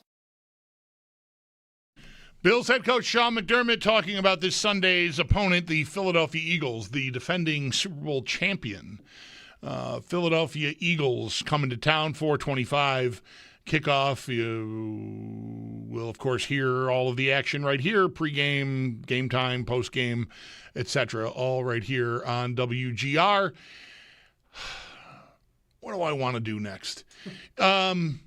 Let's get this out of the way. These Penguin uniforms, they're so bad. You all, I was waiting to bring it up. Zach brought it up during the break, and Nate concurs. I'm thrilled that TNT and the NHL have got, midweek afternoon games here with a holiday week. Smart. People are working different schedules this week with the holiday coming up on Thursday. And so we got Penguins at Toronto. I'm all for color on color. They've been doing this. I've seen Chicago and the Rangers do it. Couple of other teams. I've Detroit and the Rangers also, I think. Classic blue on red. Yep. We've got Toronto in their home blues, and the Penguins are in these yellow kits that absolutely 100% look like the Nashville Predators. It's terrible. Other than the jerseys being ugly, they just look like another team. Right, that's the thing. It's not their yellow. I don't even know. Right, and even the font of the numbers on the back looks like Nashville. Like everything about them looks like Nashville. Up close, like in a vacuum, I don't think I would say it's in a terrible looking jersey, but you should not have teams look like other teams. Like other teams. Yeah, it should be the number one rule when designing your uniforms. Like I've grown in this area. I work at it, trying to be open-minded about not everybody having to wear the same stuff that they wore when I was 10. Like, okay, I get it. You want to be like soccer's got all these different kits. Oregon's got all these different football uniforms because of Nike. Okay, you could be more interesting and more adventurous. You got me. I'm listening. I'm paying attention. Just do me a solid and don't absolutely 100% cop of the look of another team in your league. It's not that hard. We get this in the NFL with Atlanta and Houston. Like Houston has a kit that looks like they're the Atlanta Falcons to me, complete with the 3 letters above the numbers on the front, ATL and HOU. Just terrible. Don't do this to me. Like, it's not that hard. All you have to do is remain distinctive. And this is not working at all. I mean, the logo, when you can see it on a close-up shot on these jerseys that Pittsburgh are wearing, it looks great. But watching the game flow, it looks like Toronto's playing the Nashville Predators. And I just don't I think it's inexcusable. Not for nothing, Nashville's jerseys are ugly. Right. So, like, if you're going to copy the jersey of another team, could it be a good one? Right. Like, not the worst jerseys in hockey, but they are bad, awfully close. Yeah. I mean, don't ever copy. Yeah, the font is really what's sending me. Yeah. That is the exact same font from Nashville's They're jerseys. breaking out of their own zone, and I feel like I don't even know. It's bad. It's bad. It's bad. But again, applaud you, NHL. Good job with the afternoon games. Sabres with a game that feels a little juicy. We said it yesterday, but I just want to reemphasize how much you wish this game was at home tonight. Could you imagine? Because if it was, I'd be leaving here and I'd be going to the arena. If tonight. it was, we might have been talking about them for the entire show so far, except for when we had Sal on. Yep. Because I think we would have been feeling like the town is feeling the juice and going to be a big crowd and let's go. This is a team you're battling in the Atlantic Division with, and I think you've got everyone's attention now, right? Sunday was big for that. To get that win Sunday in a tough spot they were against a good hockey team. Good team getting Jack Hughes and Timo Meier back, back-to-backs, travel, all of it. It was all stacked up there for you. And they did a great job rewarding everyone who paid attention to that, which took, it was a bit of a challenge in and of itself on a football Sunday to remember, the Sabres are playing. I can't just veg out and watch, Football Night in America. I'm going to watch a hockey game That's here. what I did, yeah. Yeah.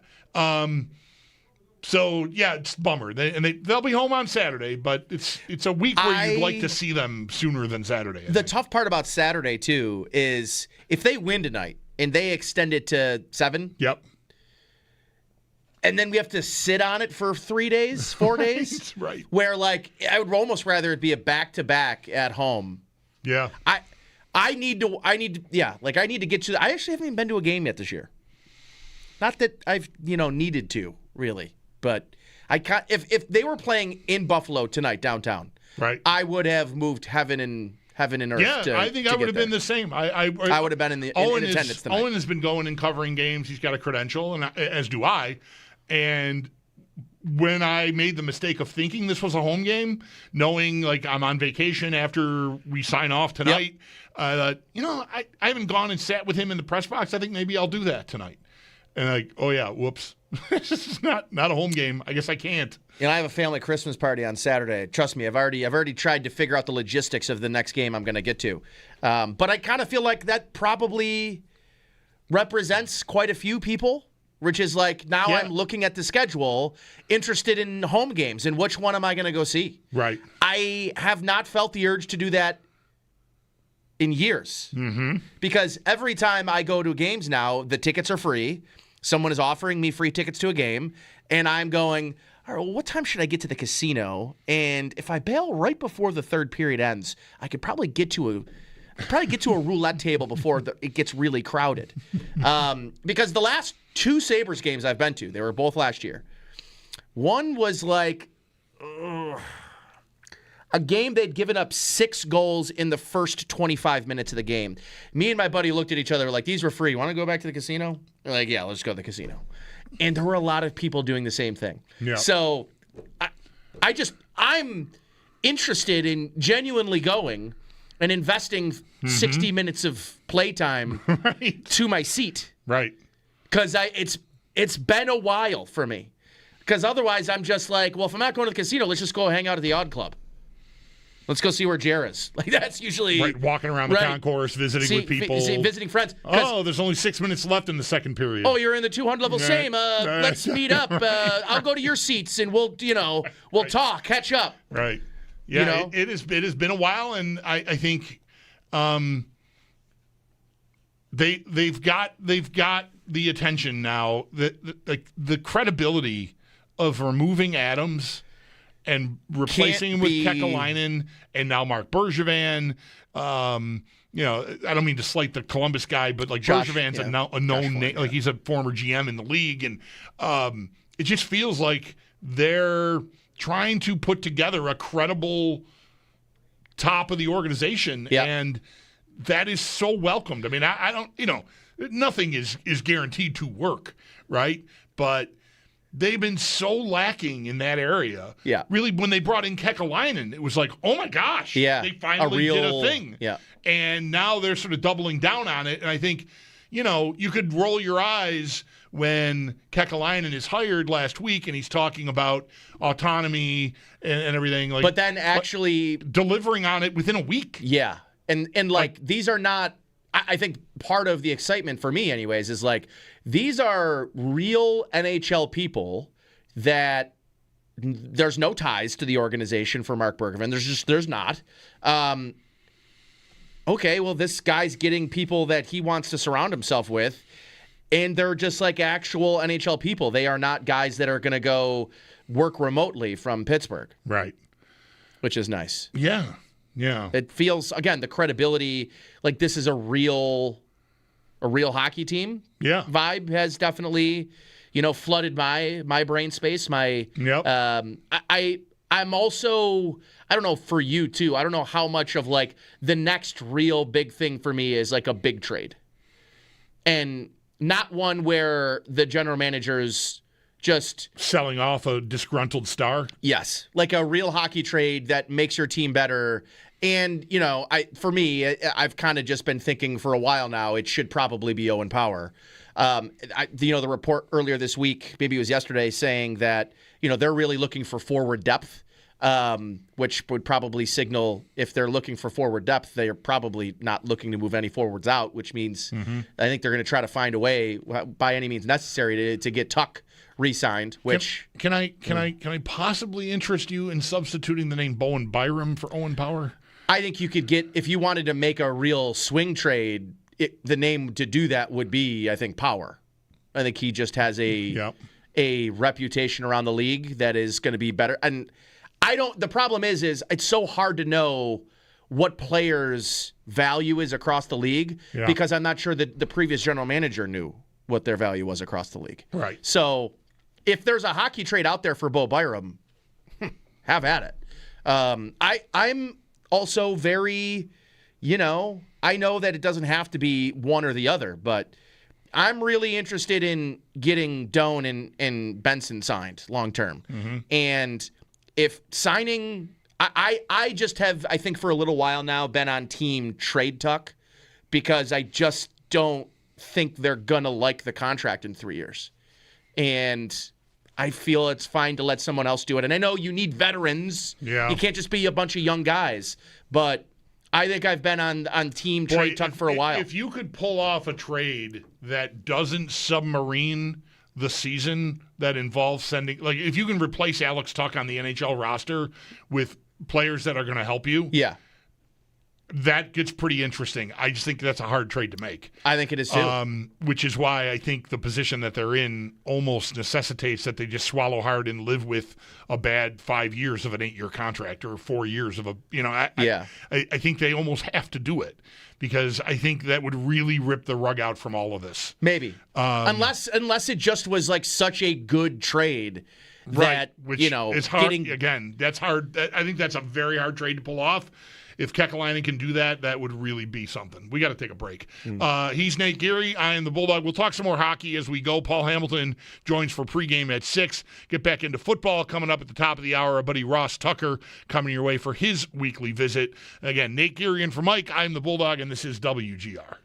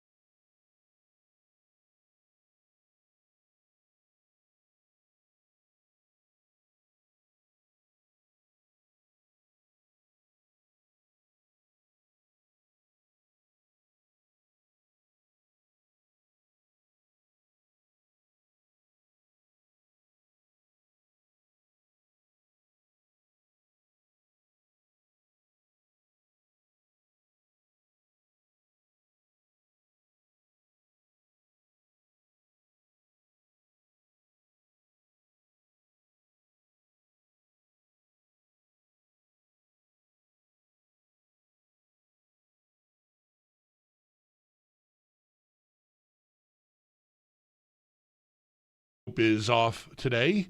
He'll be back tomorrow. Nate Geary is sitting in for him today. I am the Bulldog. 803-0550 is the number. Ross Tucker coming your way just after the top of the hour here. Let's get to Jimbo up next. Hi, Jimbo. You're on WGR. Thanks for calling. Yes, Coach McGee often talks about complementary football, but I wonder if he really practices what he preaches, because it doesn't seem to me that the offense actually complements the defense. I mean, he plays this passive, don't-break defense while he's got a $250 million quarterback. Now, last week's game was a perfect example. He's got Sanders, a fifth-round draft pick, a mediocre talent, drives the ball the entire first quarter, 80 yards down the field, never being required to throw the ball more than 2 yards. Just swing passes. And, when you've got a great quarterback like Allen, you can't afford to have him on the bench all the time while the other team possesses the ball forever with this passive defense.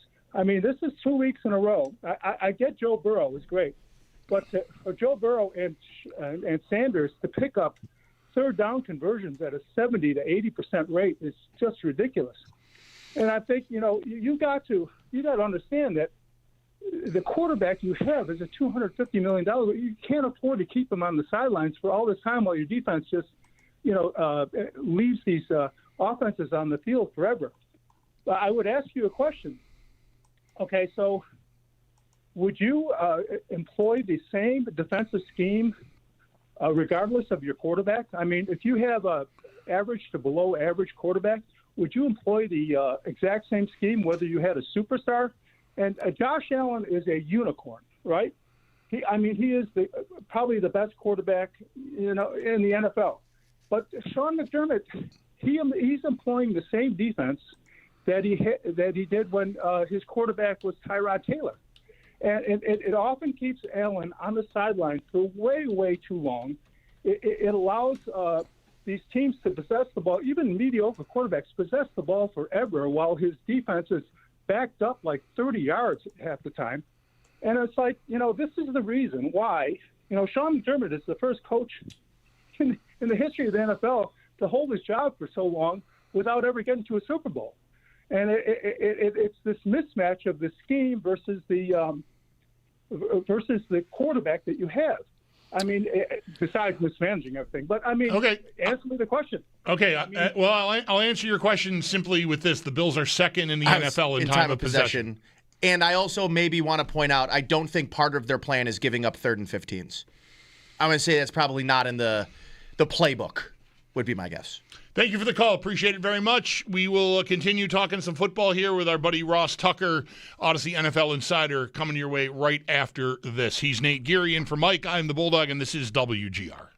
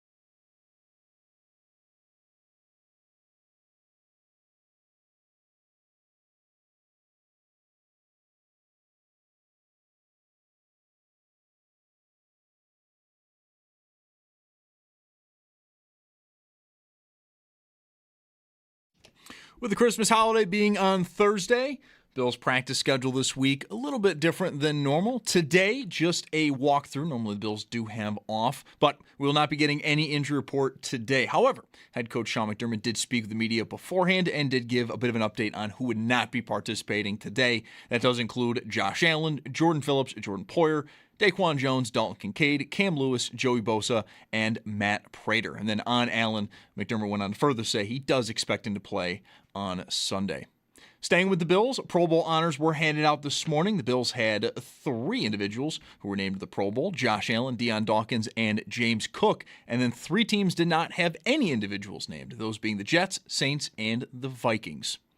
Speaking of Minnesota, they do host the Detroit Lions on Christmas Day. Quarterback J.J. McCarthy, though, is going to be out. He suffered a hairline fracture in his right hand. Max Brosmer is going to get the start on Thursday. And then the Patriots, they are opening up the 21-day practice window for defensive tackle Milton Williams. To the Sabres, it is a game night out in Ottawa. Sabres are looking for their 7th straight win. Pre-game coming up in about an hour at 6. A 7 p.m. puck drop in net tonight for the Sabres. All signs are pointing to Alex Lyon getting the start. And then a busy day in the NHL. 12 other games going on tonight. Some of the notables do include one that is going on currently. The Maple Leafs up on Pittsburgh 2-1. The second period just got underway. That game is over on TNT and HBO. At 6:30, also on TNT and HBO, it's going to be Stars at Red Wings. 7 p.m., Devils at the Islanders. Then 2 games at 10 to wrap up your night. Kraken at the Kings and the Sharks at Las Vegas. That's your Paddock Chevrolet Sports Update. Paddock Chevrolet celebrating 90 years of being your hometown dealership. I'm Zach Jones for WGR Sports Radio 550.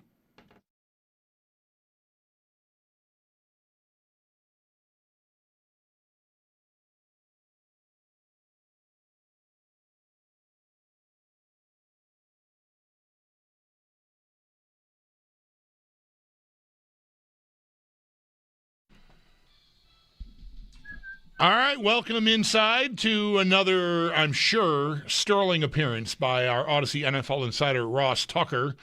Insider Calls brought to you by Nationwide. For your insurance and financial needs, Nationwide is on your side. Ross, I apologize. When we were going over this earlier today, I failed to mention, or last night, whenever it was, we were fashioning the reconfigured schedule for today. I neglected to tell you that Mike would have the day off and that our buddy Nate Geary would be in here today.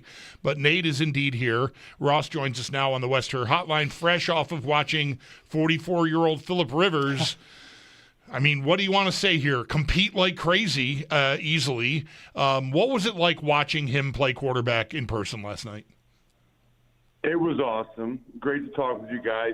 I'm a big fan of Nate and have been for a long time, so it's cool that Nate's on today. And, you know, I just keep thinking, listening and watching Rivers last night, and I say listening intently because you could hear all the audibles and checks he was making.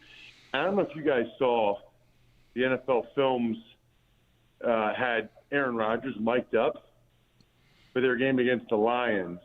And there's some really good audio out there of Aaron telling Kenny Gainwell what to do before the snap. It turns into a touchdown.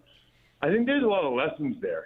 I mean, I don't know that the lesson is that a lot of quarterbacks can play into their 40s. But I think just maybe in general in life, the importance of wisdom, the importance of experience, the importance of intelligence, and I think it really should be a great coaching point, life lesson, teaching concept for younger quarterbacks. Like, watch these guys operate. You know, you always use the expression coach on a field. I think Rivers has been a head high school football coach for like 4 years now.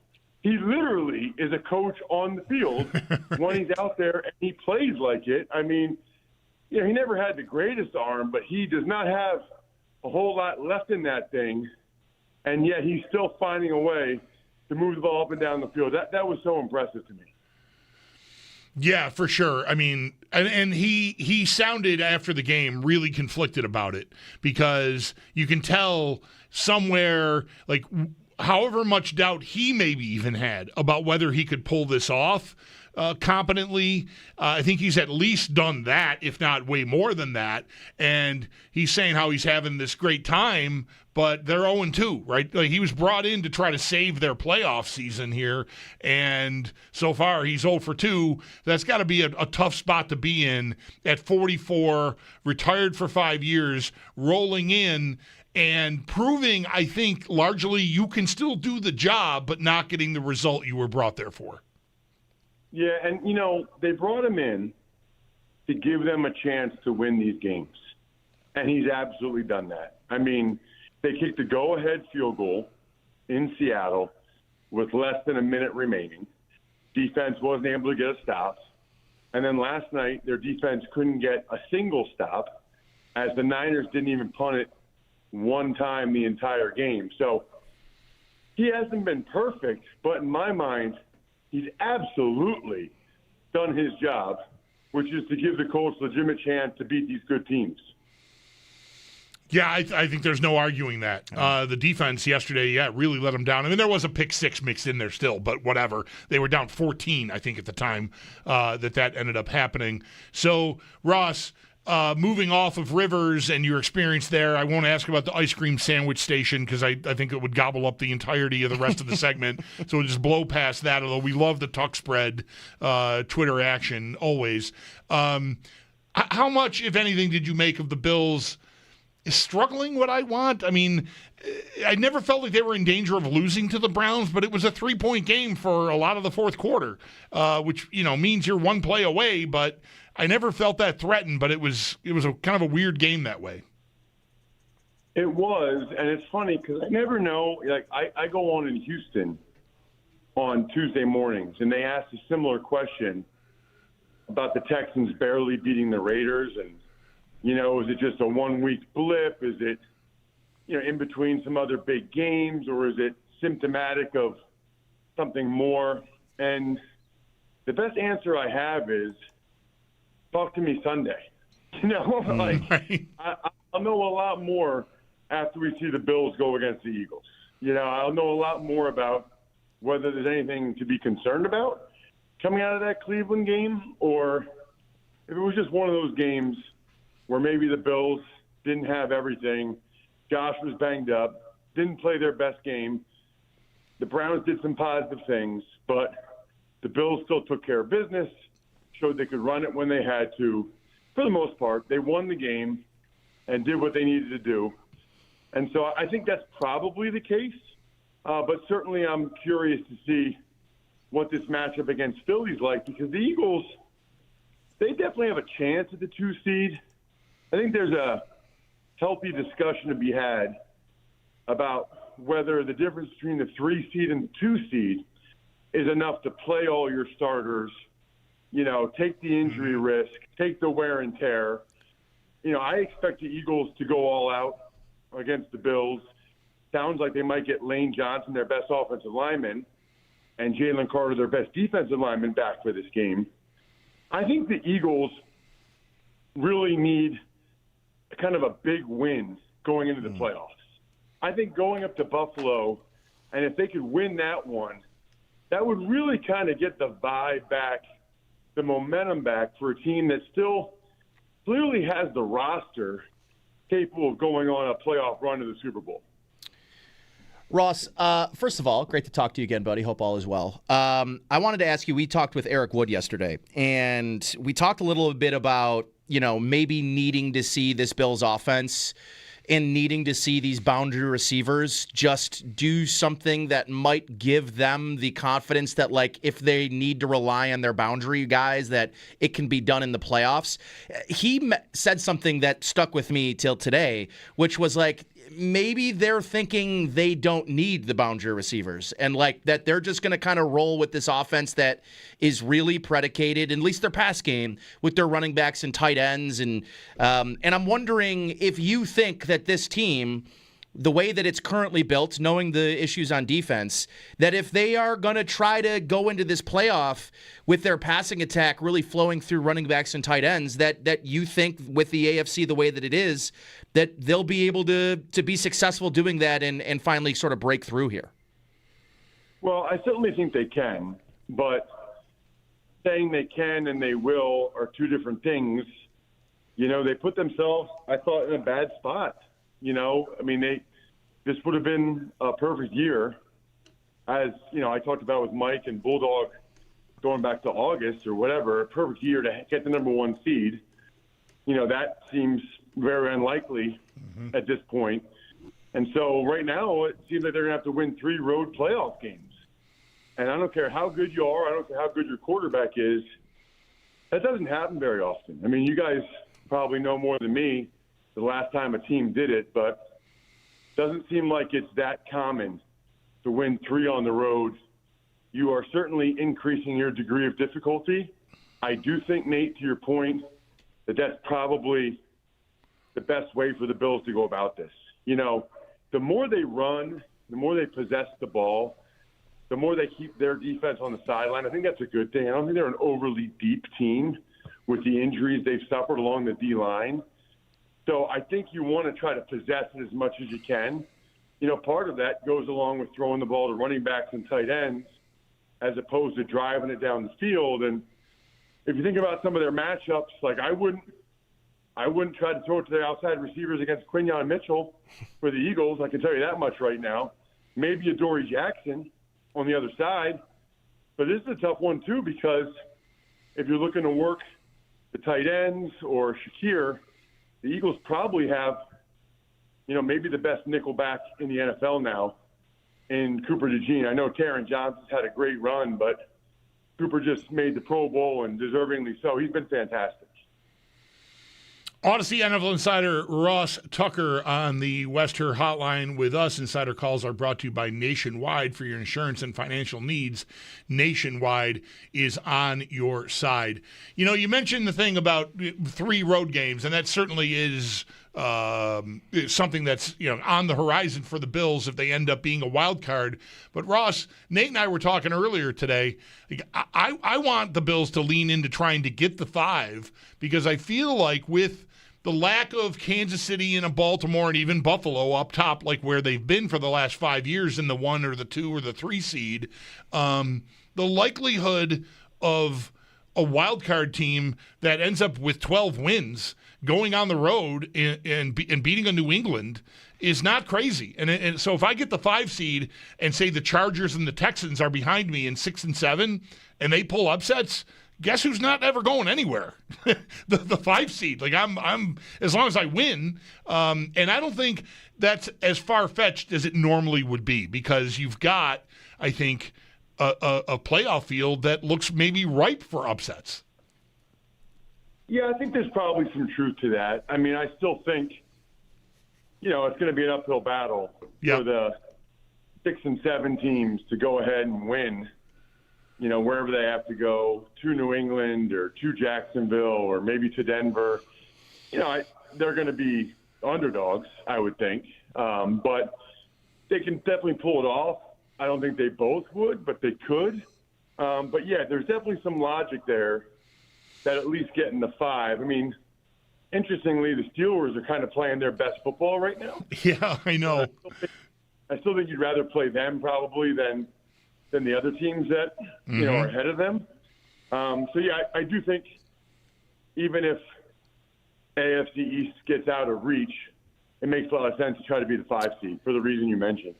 Ross, I know that Bulldog can't seemingly take Jacksonville serious because of the teal color in their jerseys, but we had our reverse power rankings today and had them number 1. And I think we've all sort of started to really believe that this Jacksonville Jaguars team could really be the class of the AFC the way that, Liam Cohen has Trevor Lawrence playing right now, something like, it was like 10 touchdowns in his last 6 quarters. Like it has just been a really strong run. They look like one of the more complete teams, if not the most complete team in the AFC. And I know you've had a chance to see them in person. What are your thoughts about this Jacksonville team and their potential to maybe make a deep run this year in this playoff field that does not have the big quarterbacks, as we've mentioned many times? Yeah, right now I would say they're the best team, or at least playing the best. They've won 6 in a row, 5 of those by double digits, and in 4 of them, Trevor Lawrence didn't even have to finish the game. I mean, in 4 of them, Nick Mullins was out there to finish the game. That, you guys see it. That does not happen very often in the NFL at all. That is super impressive. If you're getting to garbage time 4 times out of a 5-game stretch, they didn't quite get there at Denver, but they went out to the number 1 seed and won by 2 touchdowns. They have a bunch of guys, including a couple of Penn State guys, Parker Washington, Brenton Strange, that are really good players. They're young. They're kind of under the radar. They're not household names, but there's a chance they will be by the end of January. Yeah, that team, we talked about their uniforms last week, you and I together, Ross. But, yeah, we got an eyeful of them. They were in the local 4 o'clock window here in Buffalo. And, I mentioned yesterday, maybe a lot of Bills fans maybe sat with them for the first time all year, really, if you're not finding them on NFL Sunday Ticket, whatever. Like, here's, we're winding into playoff time, and here's a couple of teams that are ahead of the Bills. Let's get some eyes on them. And, yeah, they were super impressive, Jacksonville. What do you think of Denver off of that performance? I kind of feel about Denver like I have all year. I think they're a good team, certainly, but, they're one of those teams that it's been a little bit too much of the clutch play late.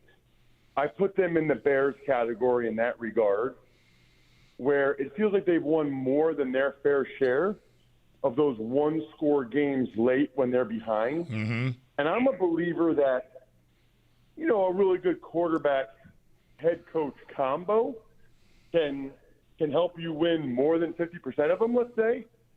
But it's like when the Chiefs won 15 in a row. I don't care how good Mahomes and Andy Reid are. You're not that good. You're not beating the odds that good. And it kind of, they had major regression in that statistic in that category this year. Now, maybe the Bears and the Broncos continue to have these magical runs with these late-game wins, but it just doesn't feel like that's sustainable. It feels like that's going to dry up, when you're trying to win 3 games in a row against really good teams. You mentioned, and we kind of blew past it here, the Eagles are obviously in here. I want to close with your thoughts on them and their season so far. You did mention that you feel like they could really use a signature win here late in the season, and this would certainly qualify for them. It seems like almost week in, week out, there's always something with the Eagles. Do you think that they will pull it all together? Because the talent is undeniable on both sides of the ball. I look at their roster. 3 weeks ago I would have said there's the best team. I know they don't have the best record, but that's the best team. Do you think that they will pull together and be a threat come playoff time? Yeah, I do. The concern would be if the offense just peters out in one of these games, because they've had some bad stretches like that. Mm-hmm. But the defense is lights out right now. Lights out. And they really changed some things up schematically the last 3 games. And as a result, man, they are moving the ball much, much better. Guys are open. Hurts is getting the ball out on time. They're running it better. We'll find out Sunday, because that'll be the best team they've played in a while, but they certainly look like they're heading towards peaking at the right time. Right. What's the holiday week like for you? You got games to go do, or do you get to kind of lay low with the girls? Well, because there's so many Thursday games and Saturday games, I do not have a TV game this week for CBS. I think CBS might only have 4 games because of Netflix on Christmas and Amazon and whatever. Fortunately, I'm only 2 hours from the Commander Stadium. So I'll do all of the, Santa festivities. First of all, tomorrow, heading down to my sister's, ironically in the D.C. area. So I'll be able to be with my sister and brother-in-law and their kids and my mom. So I'll get all my family time in tomorrow after I record a couple Ross Tucker podcasts in the morning and do all that stuff. And then Thursday we'll do all the Santa stuff, just myself, my wife, and my 2 girls. And then I'll drive down to Washington, and I'll do the Commanders and the Cowboys for radio for Western One if people are driving around in Buffalo, driving around for Christmas. I guess I'm one of the world's foremost expert on playing in meaningless Cowboys, Commanders, Washington games on the holidays. I did start one or two of those in my life. So we'll go down there. You know, it's a rivalry game, call a game.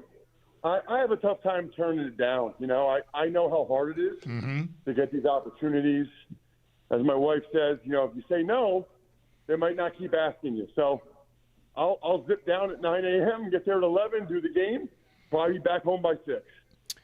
Well, I can tell you, I thoroughly enjoy whenever I'm, you know, driving home from work or whatever, and you're doing these games, Ross. It's usually a must listen for me. So we appreciate you saying yes all the time. You know what, Nate? That means more than you know, especially when I'm driving to Washington and back by myself on Christmas Day. It's nice to hear, you know, people that I respect, like you, kind of give me those props. I really appreciate it. It means a lot.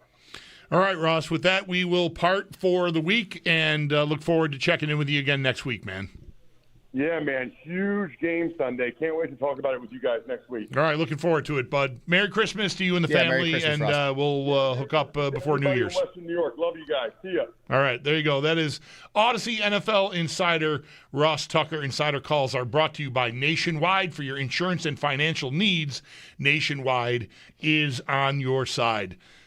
Boy, it's going to stick with me that Ross said that way about the Eagles, that he thinks they could really use a signature win. Yeah. I mean, they could. Yeah. They've been a very... They remind me of Bills teams over the last couple of years where, man, in dominating fashion, they have looked unstoppable. And there have been games where you're just like, what is going on here? Yeah. And, you know, I like Orlovsky. I know you do too. Watching him earlier this season break down how elementary their passing game really kind of devolved into with this new offensive coordinator. I sure feel like it hasn't changed all that much, and you know they've played a pretty easy schedule leading into this game. But yeah, I mean, I think this is an interesting game for both teams in that, you know, they're getting healthy. The Bills aren't quite yet getting healthy, but man, they have one of the most impressive rosters in the league, and when they're playing well, they're as good as anybody in the NFL. And I don't know that we've talked about them, not just, you know, we, but just the collective haven't talked about the Eagles in quite the same way maybe we did to end last year. But they feel like they're another team in the NFC that's maybe starting to roll at the right time here as we enter into January. He's Nate Geary in for Mike Schopp. I am the Bulldog. We'll hit up a timeout here. You got about a half an hour if you want to get a call in, a comment, question, whatever it is, because we've got Sabres pregame featuring Paul Hamilton live in Ottawa coming your way right at the top of the hour. Sabres on a 6-game heater. Senators have won their last 4. So a couple of pretty hot NHL teams meeting tonight in Ottawa. 803-0550 is the number if you want to take us up on that offer. Again, Nate in for Mike on the Bulldog, and this is WGR.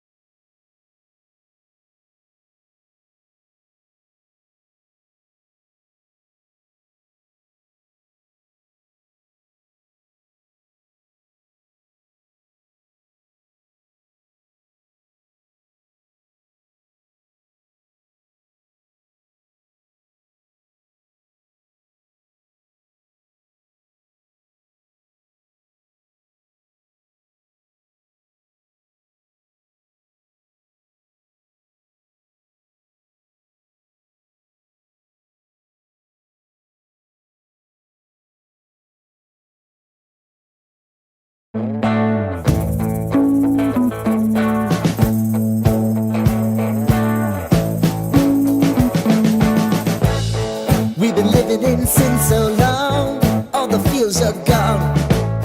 Fella stopped me on the street last night, said everything's alright. Roller coaster, make it through the day upright. It seems your meal ticket is gone, but life goes on. I could never imagine something better. Yeah, right.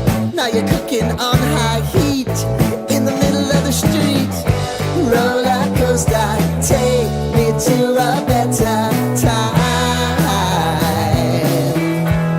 Let's go.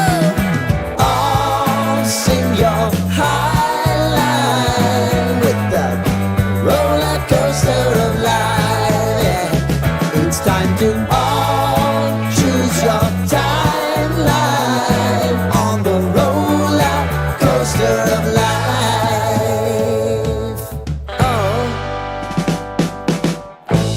You seem to easily forget how to place your bet. When everyday life gets you down, you gotta steal the crown. Got to own it. Don't bitch and moan about it, please. God forbid you scrape your knees, and it's nothing to sneeze at. Oh, I've told you over and over again. You gotta get both hands around it and make your own plans. Roller coaster, it's taking over, it's about time. Oh, all sing your high line on the roller coaster of life. You've got to all choose your timeline with the roller coaster of life. Roller coaster.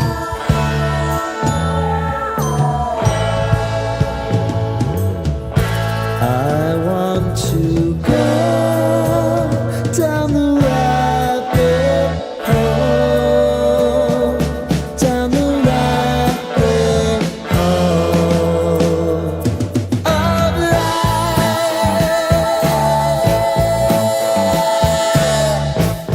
And now it's about to leave.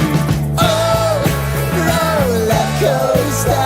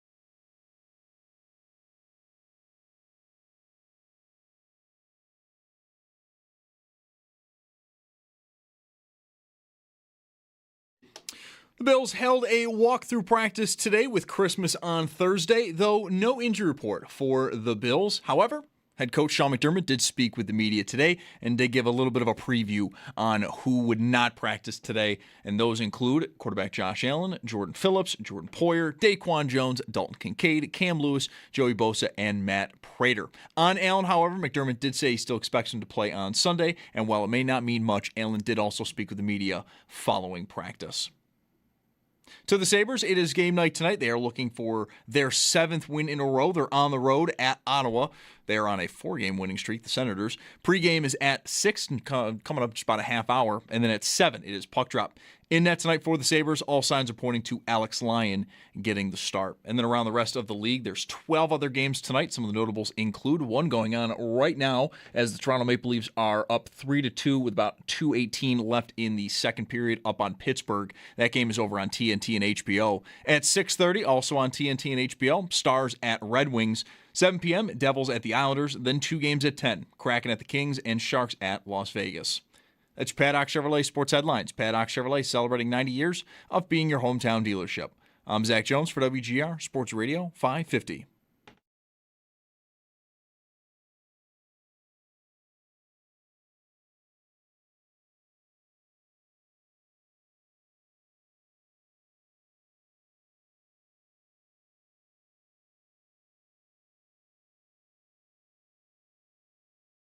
Sorry. I was finishing up a Christmas text. Oh. To my just getting organized. Oh, you're still doing that? You don't have plans? Like we have plans, but sure. It's just like putting it all together, finding the gifts for the kids. When I was buying them Legos, it was way easier. It was way easier. The last couple of years has been like, do you need some clothes? Yeah. You want me to just give you some money to go buy some clothes? Well, my thing is, and I'm sure I'm not going to buy 24-year-old men clothes. I won't speak for your kids. I don't want to speak for them, but I will speak for myself, and I think a lot of other men my age, which are, especially me, the only clothes that I buy are golf related. Mm-hmm. Hoodies, quarter zips, shirts, pants. It's all golf. So I just every year ask my stepmother, I'm just like, hey, would you mind? She's, what do you want? I'm like, I'd like you to shop for me. Because every piece of clothing you've ever bought me is the nicest clothes that I have. And they're the most, I can wear out. Yeah, right. This outfit right here, other than this, this shirt, never in a million years would I buy this shirt as a nice, I could wear it under 100 things, and I would never buy this shirt. She bought it for me. So I'm just like, I trust your judgment on buying me something, because moms are like, oh, you look so handsome in that. And I'm like, yeah, great. But, I think that there's a good chance the boys would really probably like if she went out and got them some fits. I don't know. That is not happening. No. Yeah, they don't like their mother. dressing them, I don't. It's not that. It's just the time. It's not. Oh, it's over. It hasn't happened, and it's over. Okay. She worked last night. She's working tonight. She's got to make.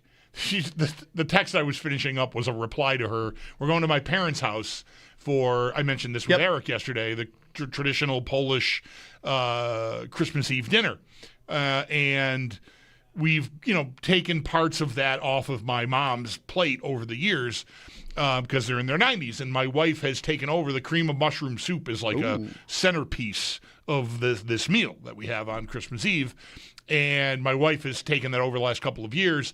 But she's doing that again. But she just texted me. She worked last night, came home this morning, slept through our show mostly, just woke up, going back to work. But first she's going to the store to get all the stuff she needs to make the soup. Yeah. And also to make lasagna, which she will make for us on Christmas Day. That's our Christmas Day dinner. Yeah. She's going to come home from work tomorrow after a 13-hour shift, a second one in a row, and make the soup and then try to sleep, and then we go to my parents' house. And I just said, oh boy. Yeah. Can I do anything? Let's say, I mean, what are we doing here? Yeah. Okay. Yeah. We'll see how that goes. I'll say that is definitely the thing I miss about my grandparents that had passed. Like, they were Italian and Polish. And oh, yeah, you're leaning into that. And they would swap roles. So he would make the Italian. My Polish grandfather would make Italian, and she would do some Polish, like the Glumpki and the And since they passed, we'll have dinner at my grandmother's tomorrow, and then breakfast at my sister's, and then dinner again at my dad's. No offense to my dad, he's not making lasagna. Yeah, he's a great cook, but. I feel like lasagna is the thing on the holidays, even Thanksgiving. Like, it would be like, hey, everything, and also there's a giant lasagna there as well. Yeah. I think if you are in your home or, with family and you are still, someone's making a vat of lasagna, I envy you. I wasn't sure until yesterday, given her schedule, like that it was going to happen. I had to ask because there have been years where she's gone, I don't really feel like doing it. It's a lot. It is. It's a lot. And so I knew the schedule, and I sort of, okay, what are we doing on Christmas Day? Are we doing the usual? I said, she said, oh, yeah, making lasagna, and my parents are coming over. And I think I said this with Eric. The best thing about that is, like, if and I don't know why this is like this. It doesn't have to be. I don't think my parents would walk in the door and question why we're all in pajamas. Right, yeah, right. But, like, for some reason, it feels to us all, it's probably me, but, like, that my family taking cues from me, we all feel like we need to, like, dress up proper. My family's coming over.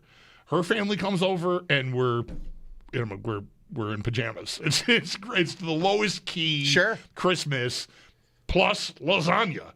I mean, what could go wrong? I don't know. All I really have to do is watch some lousy football and eat lasagna. Oh man! Netflix paying how much? Like $1 billion-ish. Yeah. Ish for these games are stanky for potentially Shane Bichelle playing. Right? Is he gonna? Well, the guy that he just got there. There's I've never seen the name before in my life. Yeah, Chris something. And he was number 19, which when you are a quarterback playing with the number 19, that means there were no other numbers. Oh, is that? Yeah, 19 is like, I don't know what the hockey equivalent of that would be. Okay. Like, is it like 41? Like, if you're wearing 41 as a forward, perhaps you aren't the most important guy there. 19 as a quarterback, you are, if you're in college, you're like, you're the guy that's on the practice squad. 19 is, no one else has taken that number. Okay. So. Yeah. Well, that is the prime game at night is Kansas City and Denver. It wasn't that long ago that looked like a great game. Right. Now it looks unwatchable. Denver's favored by 13.5, and it still might go up. Detroit and Minnesota, McCarthy's out. Detroit Bowser? Is that what his name Brosmer. is? Brosmer. Right. And is there a chance Josh Johnson is playing for Washington? I believe he will be playing for Washington. Okay. Yeah. Well, I missed what happened to Mariota. I also missed what happened. I mean, watching him play football is funny because he's the most reckless player I've ever seen play. Yeah. Like, he isn't obviously very good anymore, and I don't know how good he ever was, but when I watch him play, he is very often getting other people killed because of his buddy passes, his hospital balls. But then also he does things where I'm like, that looks like Josh Allen his rookie year, where he just will I'm going to dive head first into this thing.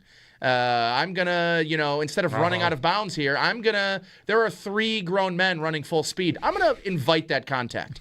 He's an interesting backup quarterback, to say the least. Yeah. I think one of the first games he stepped in for Daniels this year, I thought he should stop running. Yeah. Because he's getting cartwheeled at the sideline. And you're the backup. Yeah, right. It doesn't get better behind you. Chris Oladokin? Oladokin. Oh, sure. Chris Oladokin, right. Isn't he a Notre Dame quarterback? I'm kidding. I just thought I'd just tweak you with it. Oldham. Oladokun. Yeah, Here he is. That's him. Here he is. Let's get you some background on Chris. He's 28 years old. Good for him for sticking around. Usually what you would be told if you were 28 and they would tell you to get a real job. No one knew your name yet? They would say get a real job. Yeah. Yeah. It's like these guys that are 26 years old with their 5th exemption to play college football. Like the kid from Utah, a couple years, Cam Rising. It's like, get a job, dude. Just go get a real job. I get it. Get a job. Where's this guy from, I don't. I've already closed up I just needed his name. Classic. Sickles High School. He doesn't have a college listed, which is interesting. He's got 2 separate high schools listed, no college. South Dakota State. Okay. Oh, okay. He was drafted in 2022 by Pittsburgh. I'll tell you, that's on me. I usually follow the draft I host coverage here at the station. Yep. You don't remember the name. I will say, though, for the 241st pick, I usually at that point stood up and said, Zach, why don't you come in here? I'm going home. So I could have missed that. I am usually left to my own devices at that point. Yeah, usually Zach and Derek are here announcing 200 through 240, whatever, etc. Yeah, it's fair. Yeah. All right. Let's hit a timeout. He's Nate Geary in for Mike. I am the Bulldog. Sabres pregame featuring Paul Hamilton live in Ottawa coming your way in just about 20 minutes here on WGR.